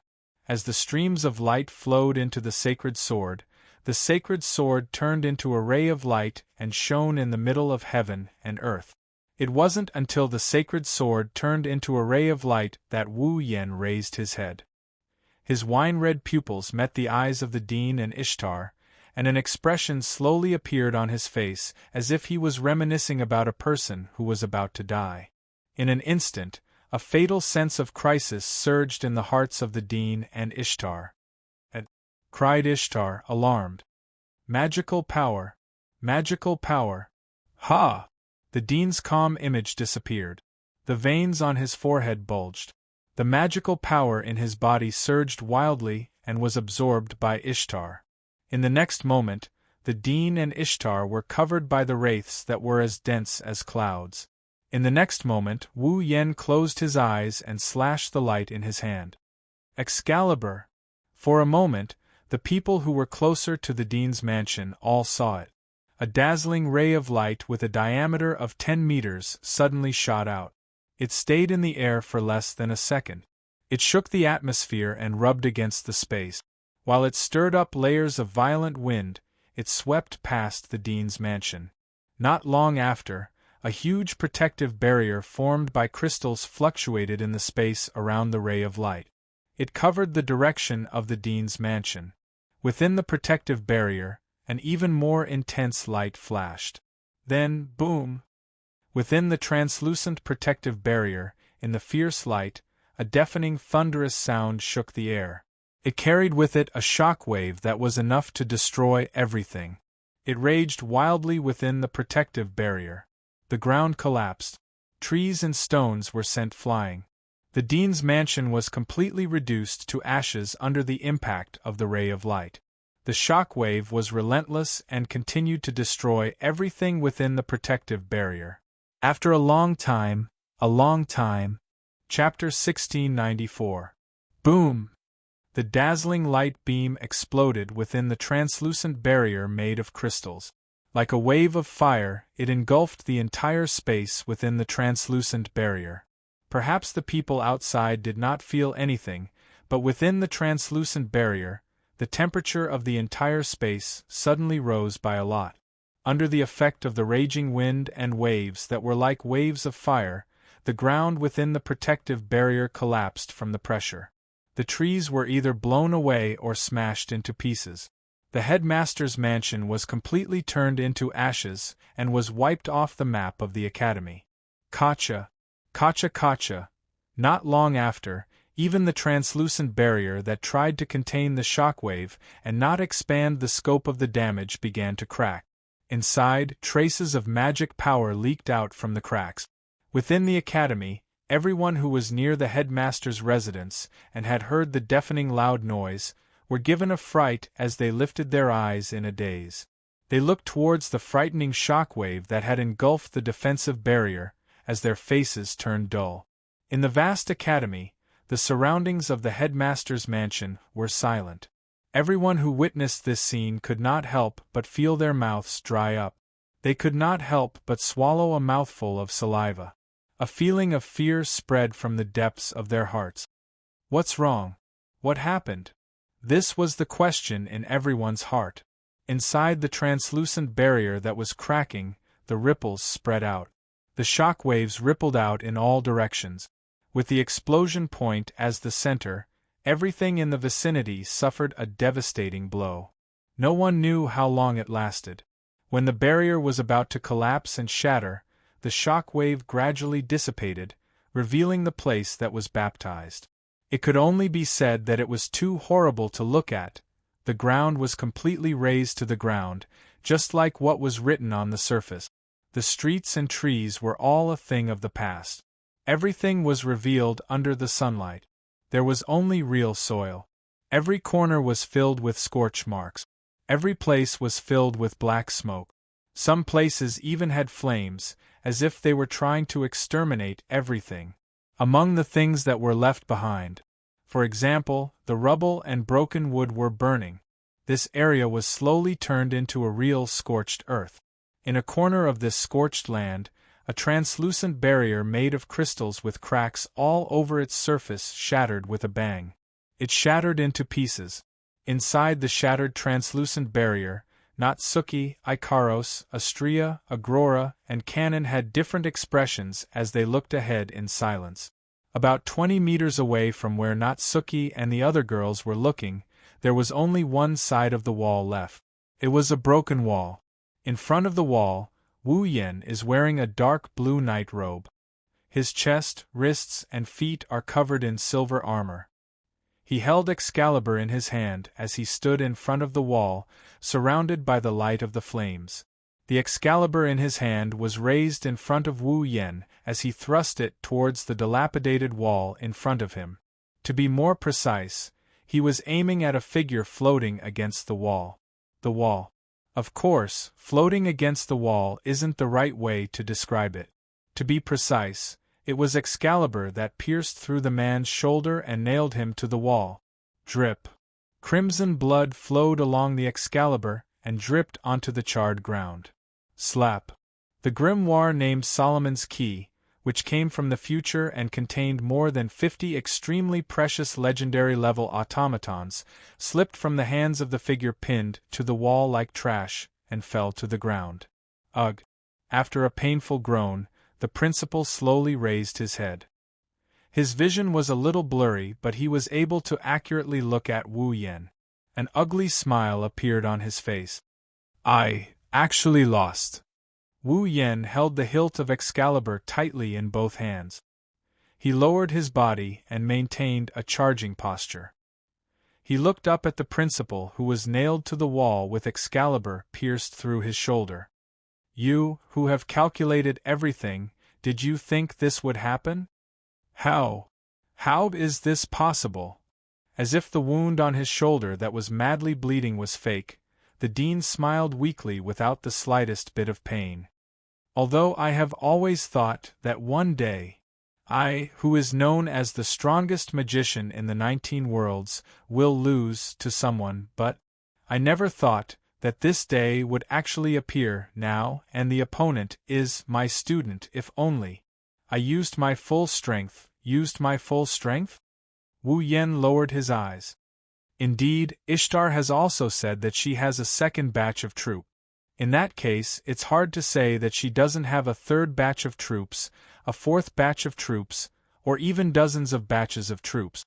Not only that, you also have other automaton in your Key of Solomon. Indeed, you haven't gone all out yet. Although he said that, Wu Yen himself had not used his full strength either. His level and power are all restricted by the bracelet. He can't use any of his own power. However, the bracelet didn't restrict him from using items. It was because of this loophole that Wu Yen was able to use his class card and dream summoning. He was able to use the power of his heroic spirit to suppress the strongest magician in the 19th century.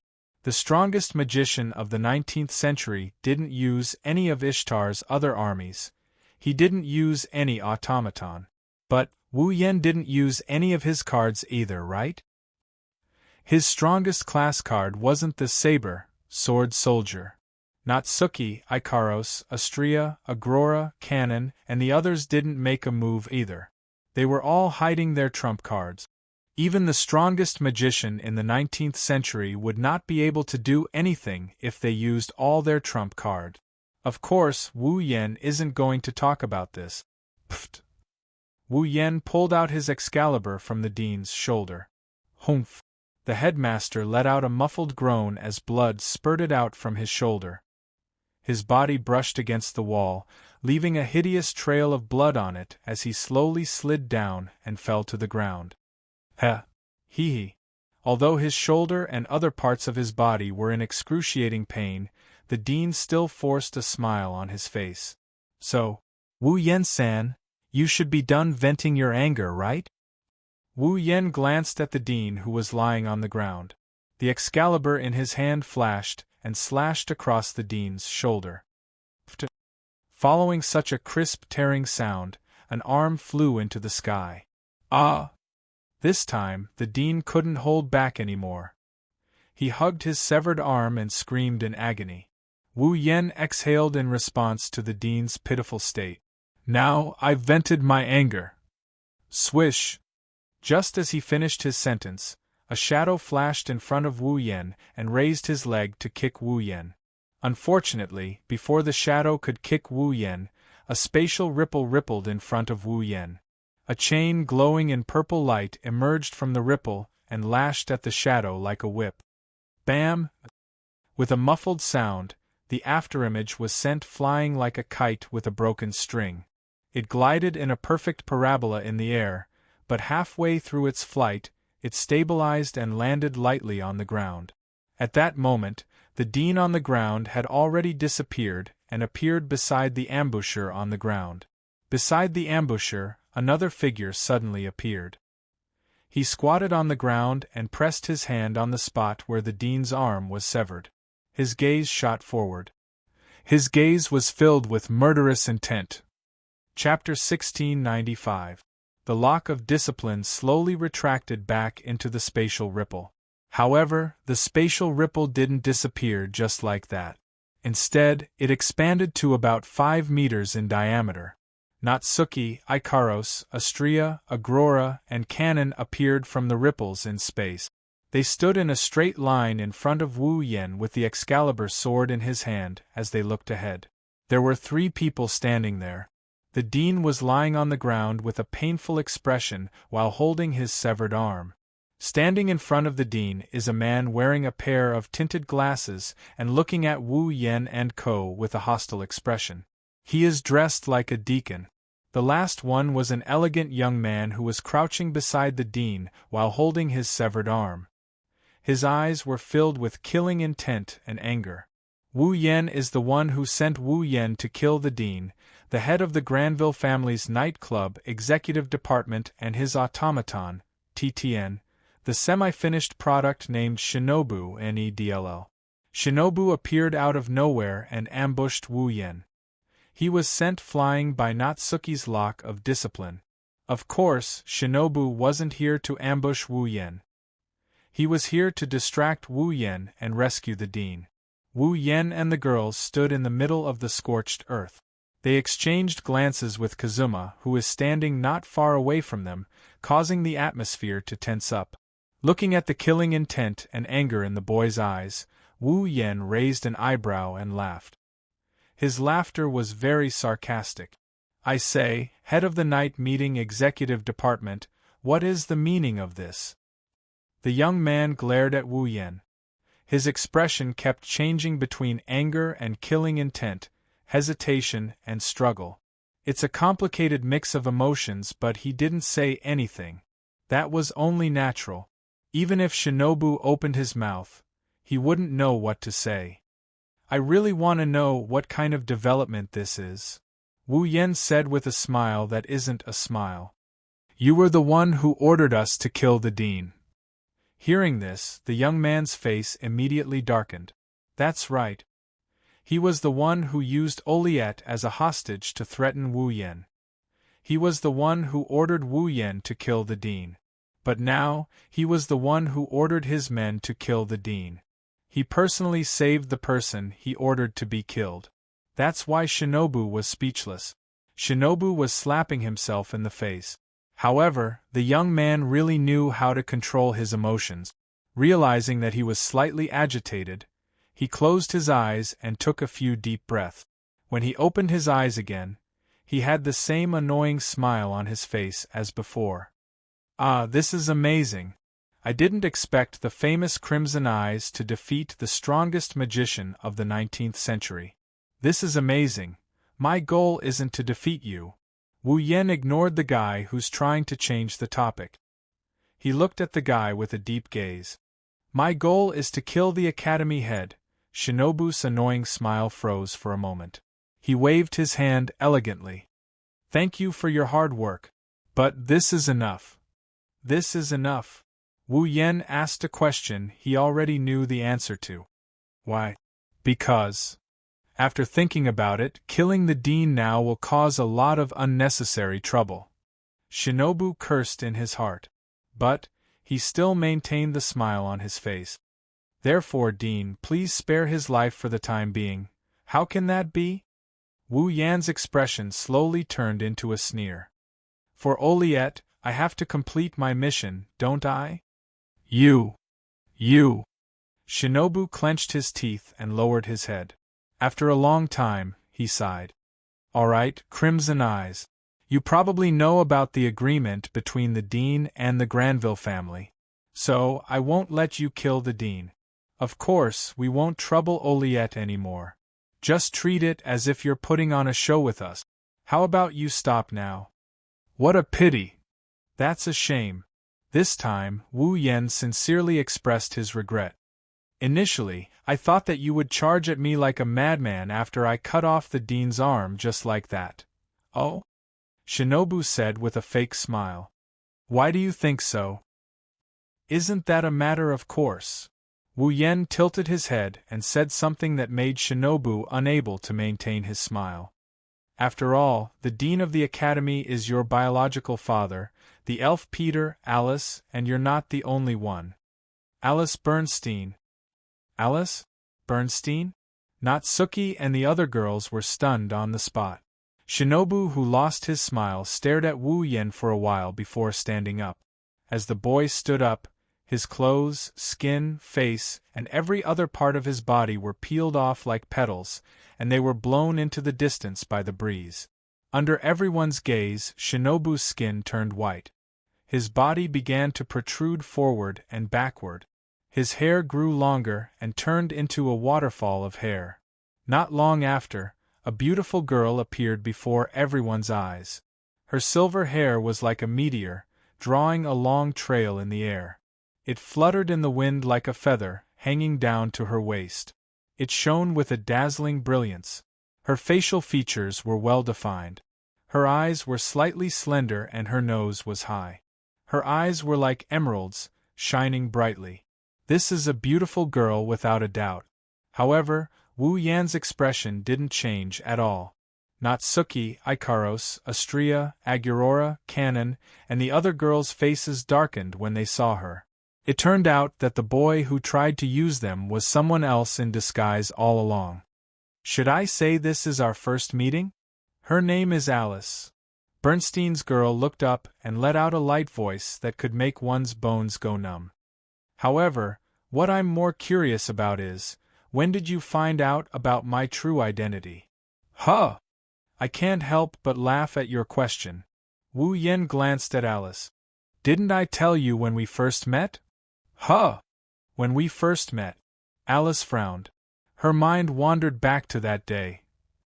The head of the nightclub's executive department, number 10 of the RNDS, Cedric Granville. Cedric Granville.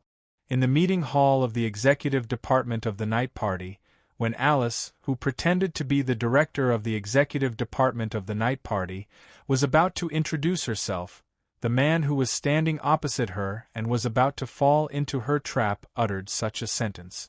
Let's assume that you're that person for now. For the time being, just treat me as that person. Alice murmured and smiled bitterly. So that's how it is. I've been exposed from the start. Even my plan has been exposed. That's why you beat me at my own game and followed my orders to assassinate the dean? Well, it's not that, Wu Yen said with an indifferent expression. It's just that I'll be in a better mood if I do that, than we really are alike. Alice pursed her lips into a smile. We're both scheming against others to please ourselves. Don't compare me to you, Wu Yen retorted without holding back. My motto is to not offend others unless offended. I'm different from you who dragged unrelated people into this mess just to please yourself. Even your soul is rotten. Thank you for your exaggeration. Alice showed a pitiful smile as if she had been praised. The reason I've lived until now is to obtain everything I love and then destroy them all. Is that so? Wu Yen nodded. Then, before I wish you success, I'll give you a piece of advice. No, a warning. I'm almost done with this game. Wu Yen looked straight at Alice. That's why you should stop messing around with Angeliette. Otherwise, I can't guarantee that your dear father won't lose another arm. Alice's smile froze on her face. Wu Yen, on the other hand, didn't even look at Alice. He turned around and left the scorched earth with the girls in tow. Chapter 1696. Buzz. As soon as they left the area of the dean's residence, Wu Yan's body flashed with a strong light. The dark blue night robe on his body, the silver-white armor that covered his chest, wrists, and feet, and the Excalibur all turned into light particles amidst the rich radiance, gathering in the air and gradually condensing into a class card with the word Saber. Reaching out his hand, Wu Yen took out the Saber, Swordsman, rank card. Looking at the picture of a knight holding a sword and wearing heavy armor, Wu Yen let out a long sigh. What do you plan to do next? Natsuki stared straight ahead as she walked forward. Do you still intend to stay in the academy? Ikaros, Astria, Agrora, and Kanon looked at Wu Yen at the same time. It seems like they had the same question in their minds. Wu Yen glanced at the group of girls and took in their gazes. After pondering for a moment, he shook his head. Forget it. The replication of Eve's heart is almost complete. Besides, I've already chopped off the dean's hand. If I continue to stay here, things might become very troublesome. Although the headmaster himself had said that he had no intention of pushing Wu Yen out as a scapegoat, that was before the headmaster had laid his cards on the table. Now, it was Wu Yan's own idea to beat the dean into a half-dead state. It could also be said that he was using his own will to hurt the dean of the Walpurgis Wangli Tactical Academy. Who knew if the dean would still turn a blind eye to it? Even if the headmaster really intended to let the culprit who cut off his arm continue to stay in the academy after his arm was cut off, Alice, that brainless fellow, might once again come looking for trouble with Wu Yen. After all, what Alice was after, to put it nicely, was something that pleased him. To put it bluntly, it was something that pleased him. It was a process of self-destruction. Therefore, it was hard to guarantee that Alice would not trouble Wu Yen again. Wu Yen was not afraid. However, it was better to avoid trouble if possible. Moreover, it was just as Wu Yen had said. The replication of Eve's heart had indeed reached its final stage. The third round of the Demigod Path mission was also about to come to an end. It was also because the Demigod Path quest was about to be completed. That was why Wu Yen had chosen to assassinate the headmaster for the second time today, in order to settle the grudge in the academy. As for why he chose today, the reason was simple. Tonight, 1000000 Eve's hearts were successfully replicated. In other words, by tonight, the third phase of the Path of Demigod mission would be completed, and Wu Yen and the others would be able to leave the Nimble Girl is Unhurt world. Therefore, Wu Yen attacked the dean without any scruples and ended the chaos. And now, there was less than half a day left before night fell. With Wu Yen and the others' abilities, hiding for another half a day in the Walpurgis Academy without being discovered would be a piece of cake. Master.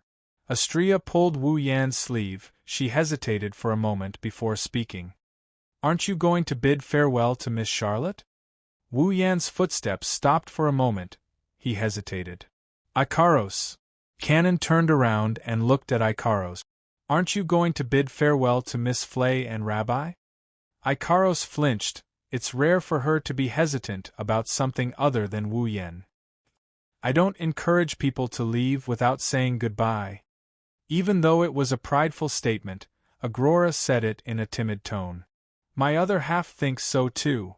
In other words, Agrora's other personality, Nagisa Akatsuki, also felt that she should bid farewell to Charlotte.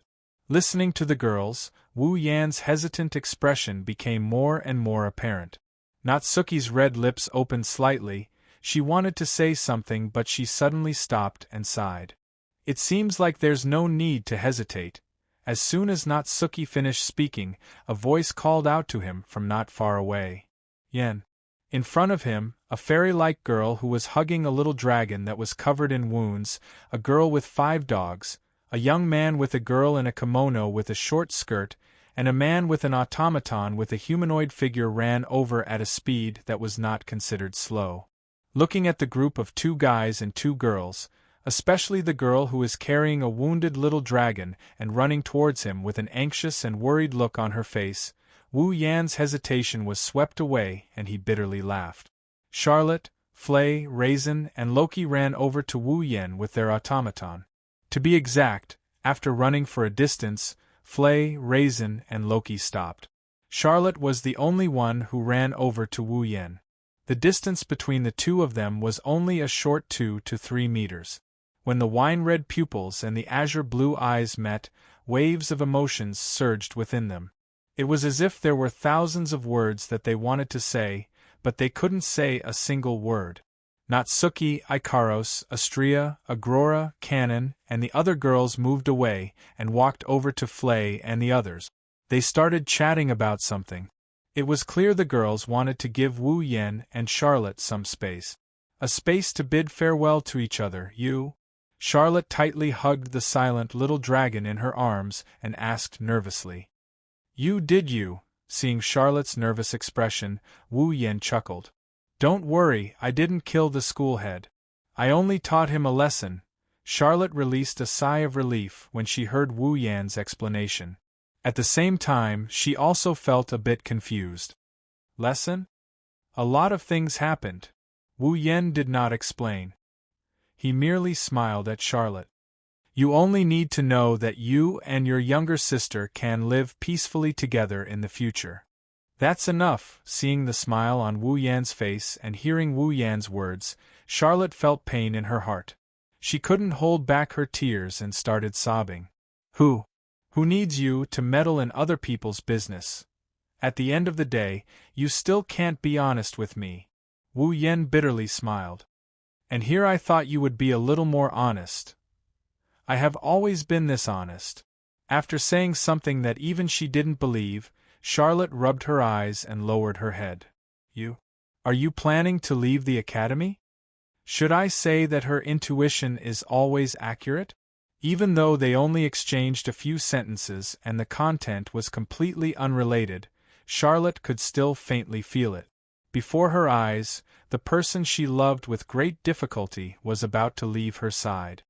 Even though I caused a lot of trouble, I'm not so kind as to clean up the aftermath, Wu Yan said with a teasing tone. What? You can't bear to part with me? Who would be reluctant to part with a pervert like you? Charlotte lowered her head so no one could see her expression. However, the words that came out of her mouth were squeezed out.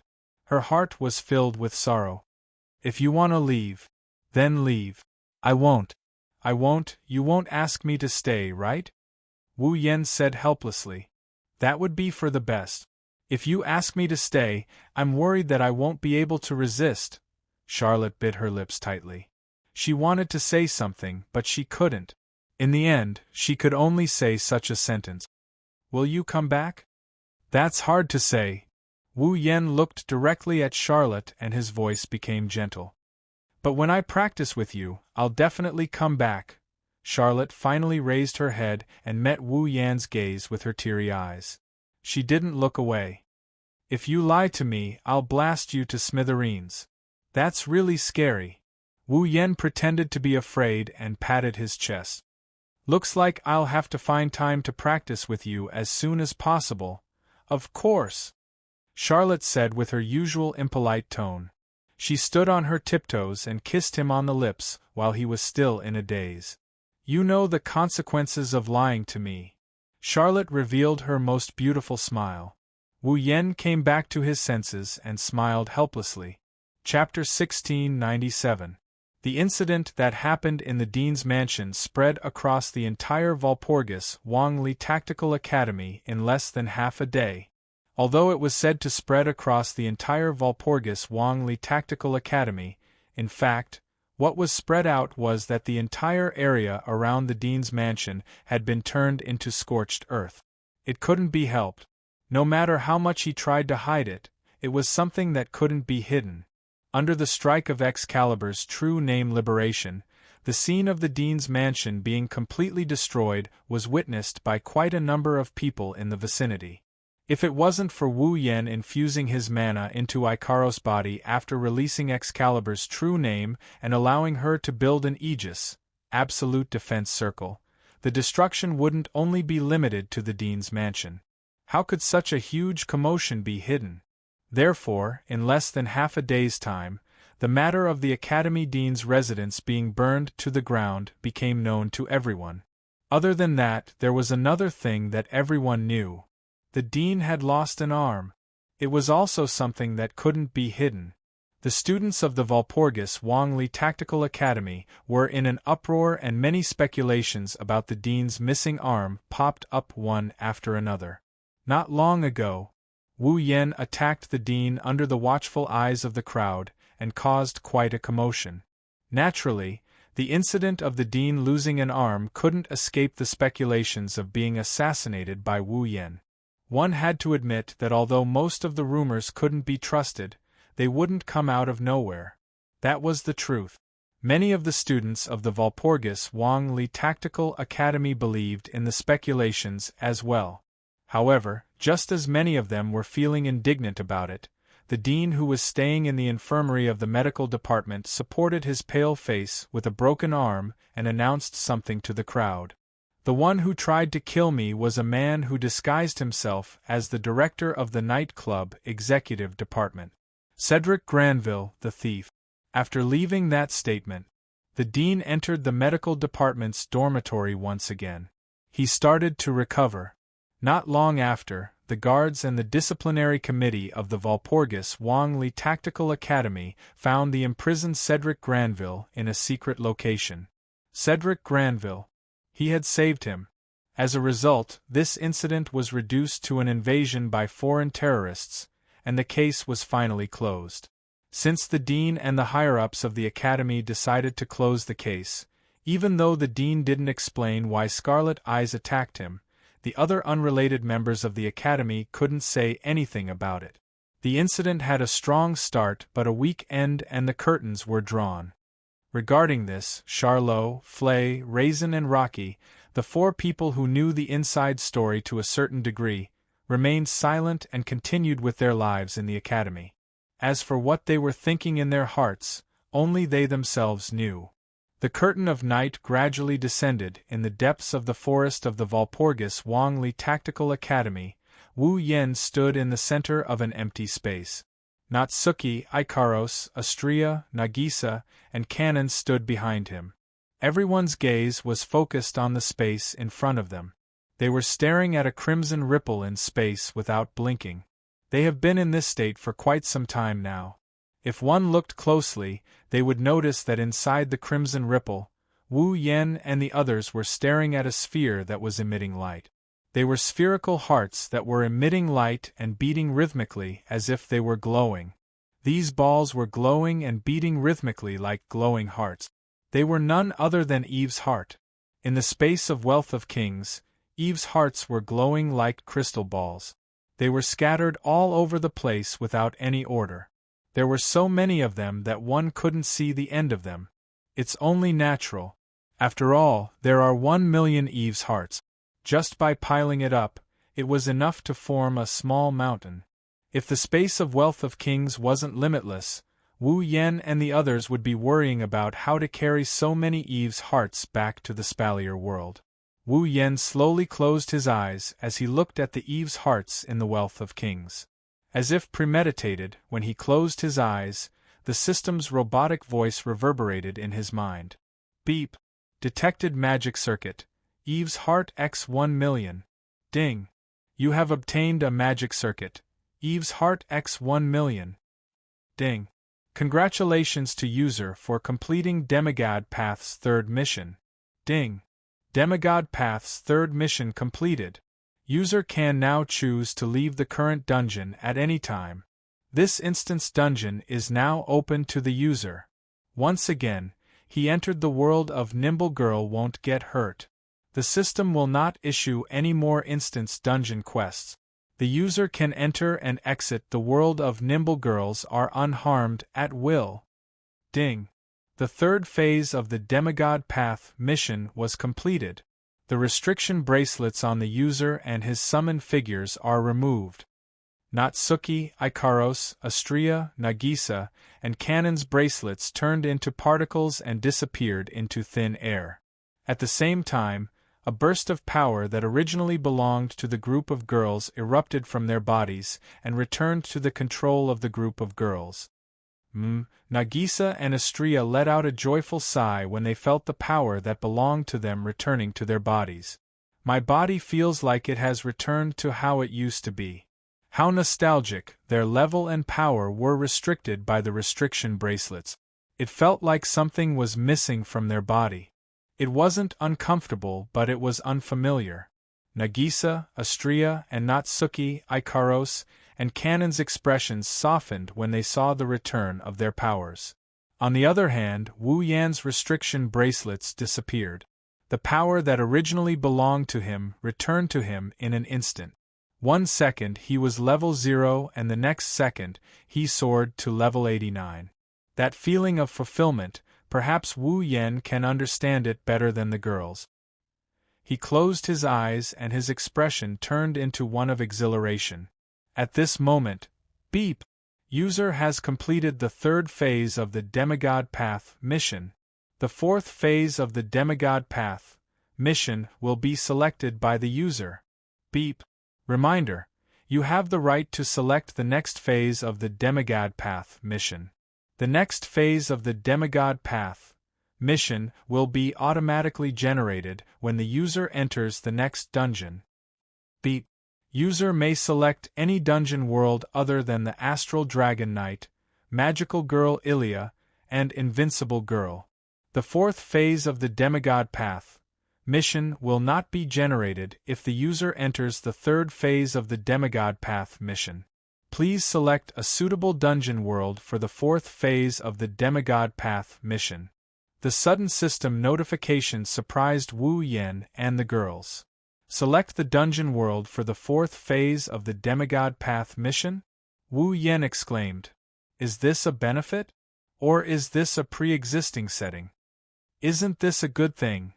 Natsuki heard the system notification and tapped the lace fan in her hand. This means you can select a dungeon world you're familiar with to complete the Demigod Path mission, right? That's true. Wu Yan smiled. Then, let's return to the Spalier world. Natsuki, Ikaros, Astria, Nagisa, Kanon and the other girls nodded in agreement. Chapter 1698. The Otherworldly Capital. On the extremely wide streets that were a collection of styles from various eras, numerous young girls who were almost identical in appearance, height, figure, and expression were bustling about. Birds flew in flocks above the streets, chirping one after another, filling the entire capital of a different era with vitality. The sunlight illuminated this city from another era. The shadows of the buildings changed shape very slowly. Some were reflected on the ground, some were scattered in the nearby forest, some were covered by girls who looked exactly the same, and some were completely hidden, appearing abnormally blurry. The sun was hanging high in the sky, but none of the Misaka sisters in the otherworldly capital were sweating. That was because the barrier that covered the entire otherworldly capital didn't block out the sunlight, moonlight, and starlight, but it didn't allow everything to enter the city. At least in terms of temperature, the otherworldly capital maintained a relatively warm temperature. The temperature didn't fluctuate much, and if the sunlight was too strong, it would be controlled to a suitable range. After that, the barrier would release the controlled sunlight into the city. Therefore, the streets of the otherworldly capital were filled with people every day. The moderate temperature didn't stop the Misaka sisters from finding a reason to stay in the street. Walking into the streets, one could see the Misaka sisters interacting with each other. It was a heartwarming scene. In the center of the capital of alternate generations, in the topmost hall of the inverted pyramid-like building, the heart of generations, two extremely beautiful girls were gathered by the window, looking down at the scene on the street below while looking at each other. The street. Mikoto muttered. It seems very lively. Hinagiku nodded, her expression absent-minded. Yeah. Sisters. Mikoto muttered again. Seems like they're having fun. Shoujo nodded again, still in a daze. Yeah. Shops. Mikoto muttered for the third time. Seems like they're selling good stuff. Shoujo nodded for the third time as well, her delicate face was still in a daze. It was as if she just woke up. Yeah. After a short conversation, Hinagiku and Mikoto looked at each other, and after a long while, both of them sighed. There are streets and shops. Mikoto hugged her head. She groaned in pain. Why do we have to stay here? Why can't we go shopping? This time, Shoujo didn't look dazed, but her eyes twitched. Do you really want to know the reason? Mikoto went silent. The reason? Was there a need to say it? Of course, it was because of Shoujo and Mikoto. She didn't want to experience it again. She had been stripped naked in front of 20,000 Misaka girls on the street, and then ran back naked in front of 20,000 Misaka girls. That encounter on the streets was deeply engraved into Hinagiku and Mikoto's souls, leaving them with lingering fear. If it wasn't for the fact that there was only Misaka's sister in the otherworldly city and everyone else was girls, the two girls would have died long ago. No. That's not right. Even if there were only female Misaka girls in the entire otherworldly city, running back naked in front of 20,000 Misaka girls was enough to make Hinajuku and Mikoto want to die. That time, it was simply a challenge to the shame of these two proud young girls. After that experience, no matter how crowded the streets were, Shoujo and Mikoto didn't dare to go out. Damn it! Mikoto screamed like she was about to go crazy. Why isn't everyone out of the lake yet? It's just the two of us here, isn't it too boring? Yukari is really something, sleeping in the middle of the day. Shoujo couldn't help but complain. It's fine if she's sleeping, but at least she could give us an idea before she goes to sleep. Too bad our sage demons are nocturnal creatures. They sleep during the day and move at night. They hibernate during the winter. That's why we can't see Yukari during the day unless it's necessary. Perhaps at night Yukari was the only one in the Generational's heart. She might have the same problem as Hinajuku and Mikoto. Who knows? Of course, it was more likely that Yukari would use the power of her gap to spy on the Misaka sisters' lives at night, and she would find pleasure in doing so. No matter what, it's much more fulfilling than Shoujo and Mikoto right now. Sigh. The two proud girls could only let out a sigh. They anxiously looked at the street below, their eyes full of yearning. Bzzz. Suddenly, the air in the middle of the hall vibrated as if it's being squeezed by something. Both Hinajuku and Mikoto's ears twitched like squirrels, and they turned around to look at the source of the strange phenomenon.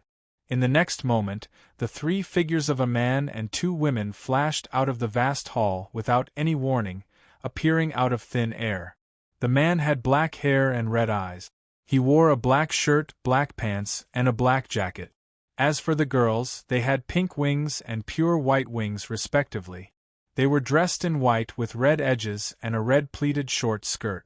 They were as beautiful as angels. It was very easy for people to mistake them for goddesses who had descended to the mortal world. Just their appearance alone was extremely dazzling.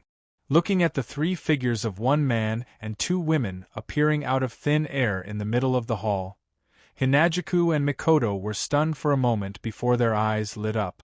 Yen. Ikaros. Astria. The newcomers were none other than Wu Yen, Ikaros, and Astria, who just returned from the world of Nimble Girl. Natsuki, Nagisa, and Kanon transformed back into familiars and entered deep slumber inside Wu Yan's body. Wu Yen, Ikaros, and Astria turned around and looked at Shoujo and Mikoto. Yo! Wu Yen giggled. I'm back! Ikaros. Astria. Shoujo and Mikoto ignored Wu Yen and jumped in front of Ikaros and Astria. They hugged the angelic girls while they were still in a daze. You're finally back.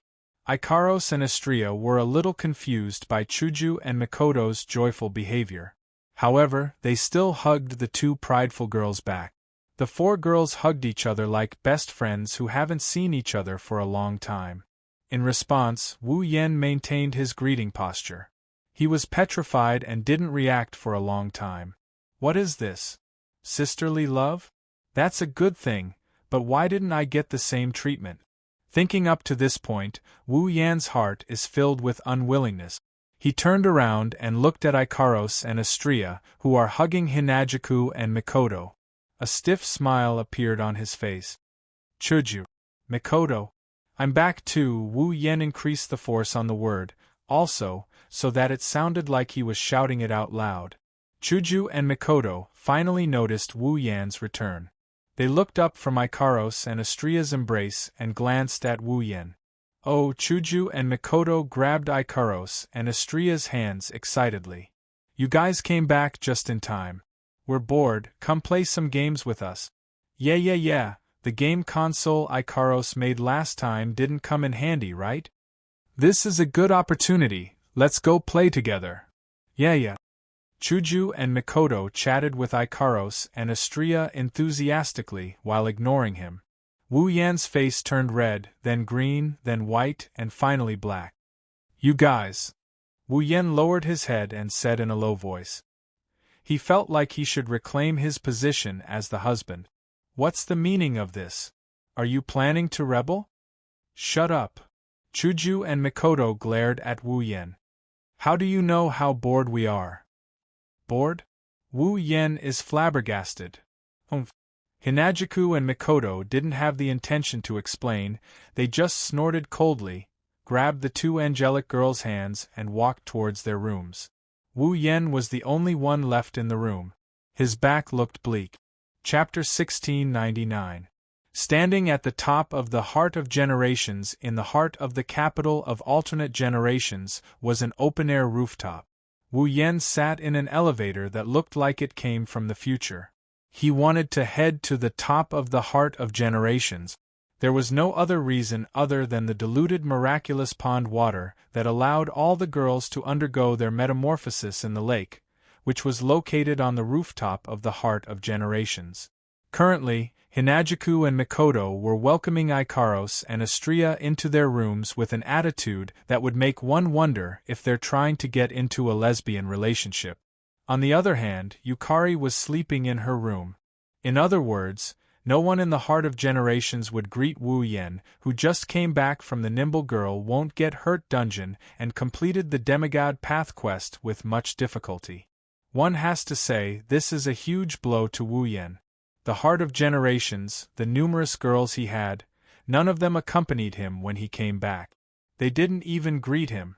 Wu Yan almost wanted to commit suicide because of this. Fortunately, Wu Yan used the excuse of, "Not all of my wives are like this, the others are undergoing their transformations," to persuade himself to not commit suicide.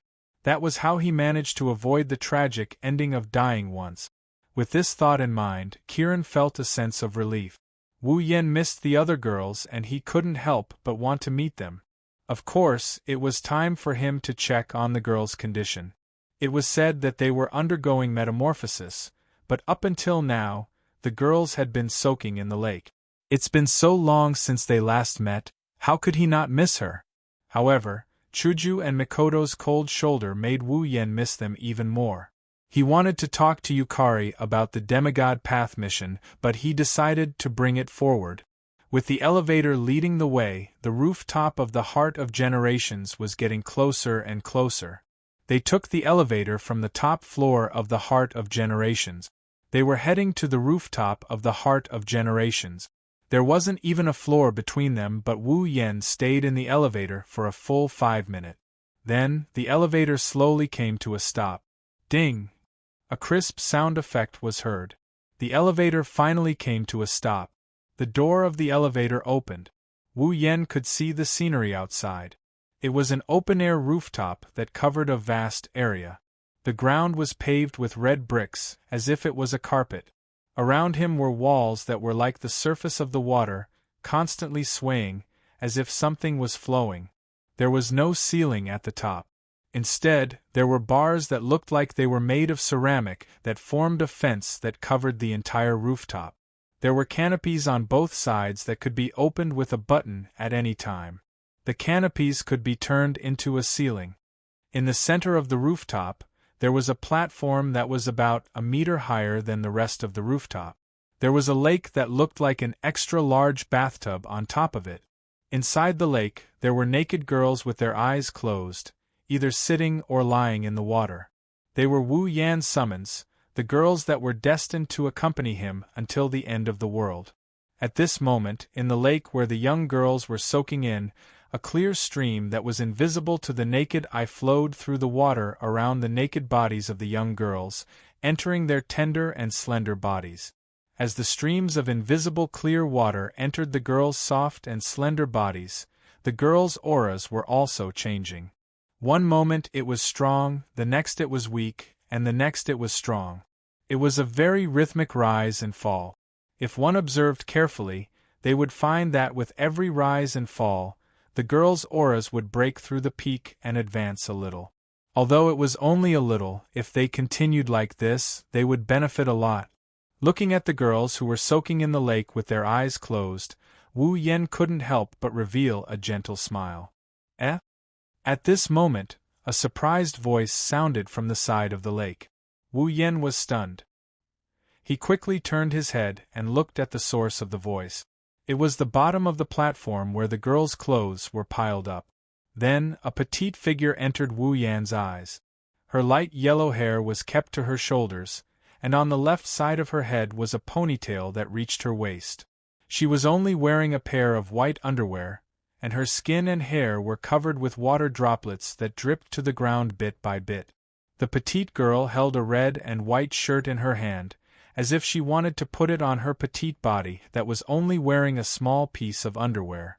Maintaining her posture, the petite girl tilted her head and looked at Wu Yen, who was standing by the elevator on the rooftop. The surprised expression on her cute face froze. Wu Yen looked at the petite girl who was trying to put on her clothes. She looked at him with a pair of red eyes and didn't react for a long time. "What's wrong? You don't recognize me?" "Flandre-chan, yes."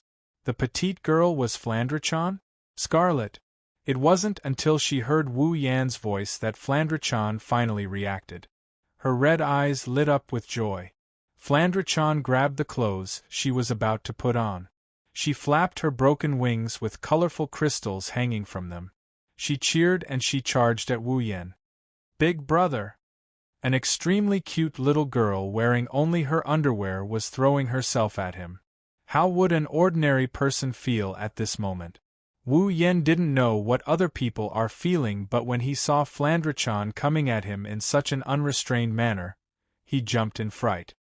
He quickly caught Flandre-chan in his arms. "Big brother! Big brother! Big brother! Big brother!" Flandre-chan didn't care about her wet body. She hugged Wu Yen tightly and rubbed her head against Wu Yan's chest. "Flan missed you so much." Wu Yen wanted to scold Flandre-chan, but when he heard her words, all his emotions turned into love. He hugged her tightly. "Big brother missed you too, really?" Flandre-chan lifted her head and pouted. She looked like she was throwing a tantrum. "Then why didn't you come to see me? I've been staying in the lake all this time. It's so boring. Big brother went to do a mission." Wu Yen patted her head to comfort her. "That's why you didn't come. So, you didn't come to visit Fran because you were too busy, right?" Flandre-chan asked with a hopeful look on her face. "It's not that you don't want to see me, right?" "Of course it's not that I don't want to see Flan." Flandre-chan's cute and funny words made Wu Yen smile and scratch her nose. "Flan is so cute, who wouldn't want to see her?" "Liar!" Flandre-chan's expression turned a little unhappy. "Big sister locked me up in the basement because she didn't want to see me." Wu Yen tightened his grip on Flandre-chan's wet body and sighed. It seems like Flandre-chan still hasn't gotten over Remilia's decision to lock her up in the basement. Wu Yen kept a straight face even though he's thinking about it. "What's wrong? You don't trust Big Brother?" "Of course I trust Big Brother." Flandre-chan grinned as she rubbed her face against Wu Yan's chest. Her eyes were filled with longing for Wu Yen. "Big brother is different from big sister. Big brother loves me the most and loves me the most. That's why I love Big brother the most too." Wu Yen didn't see the love in Flandre-chan's eyes, but from her actions and words, he could tell that Flandre-chan likes him from the bottom of her heart. While this made him happy, it also made him like the cute little girl in his arms even more. "You really know how to make Big brother happy." "I'm not trying to make Big brother happy." Flandre-chan wrinkled her little nose. "Flan is telling the truth." Yes, yes, yes, I know you're a good girl. Big brother will give you a reward, okay?" "Okay." Her bell-like laughter reverberated in the surrounding space, filled with warmth.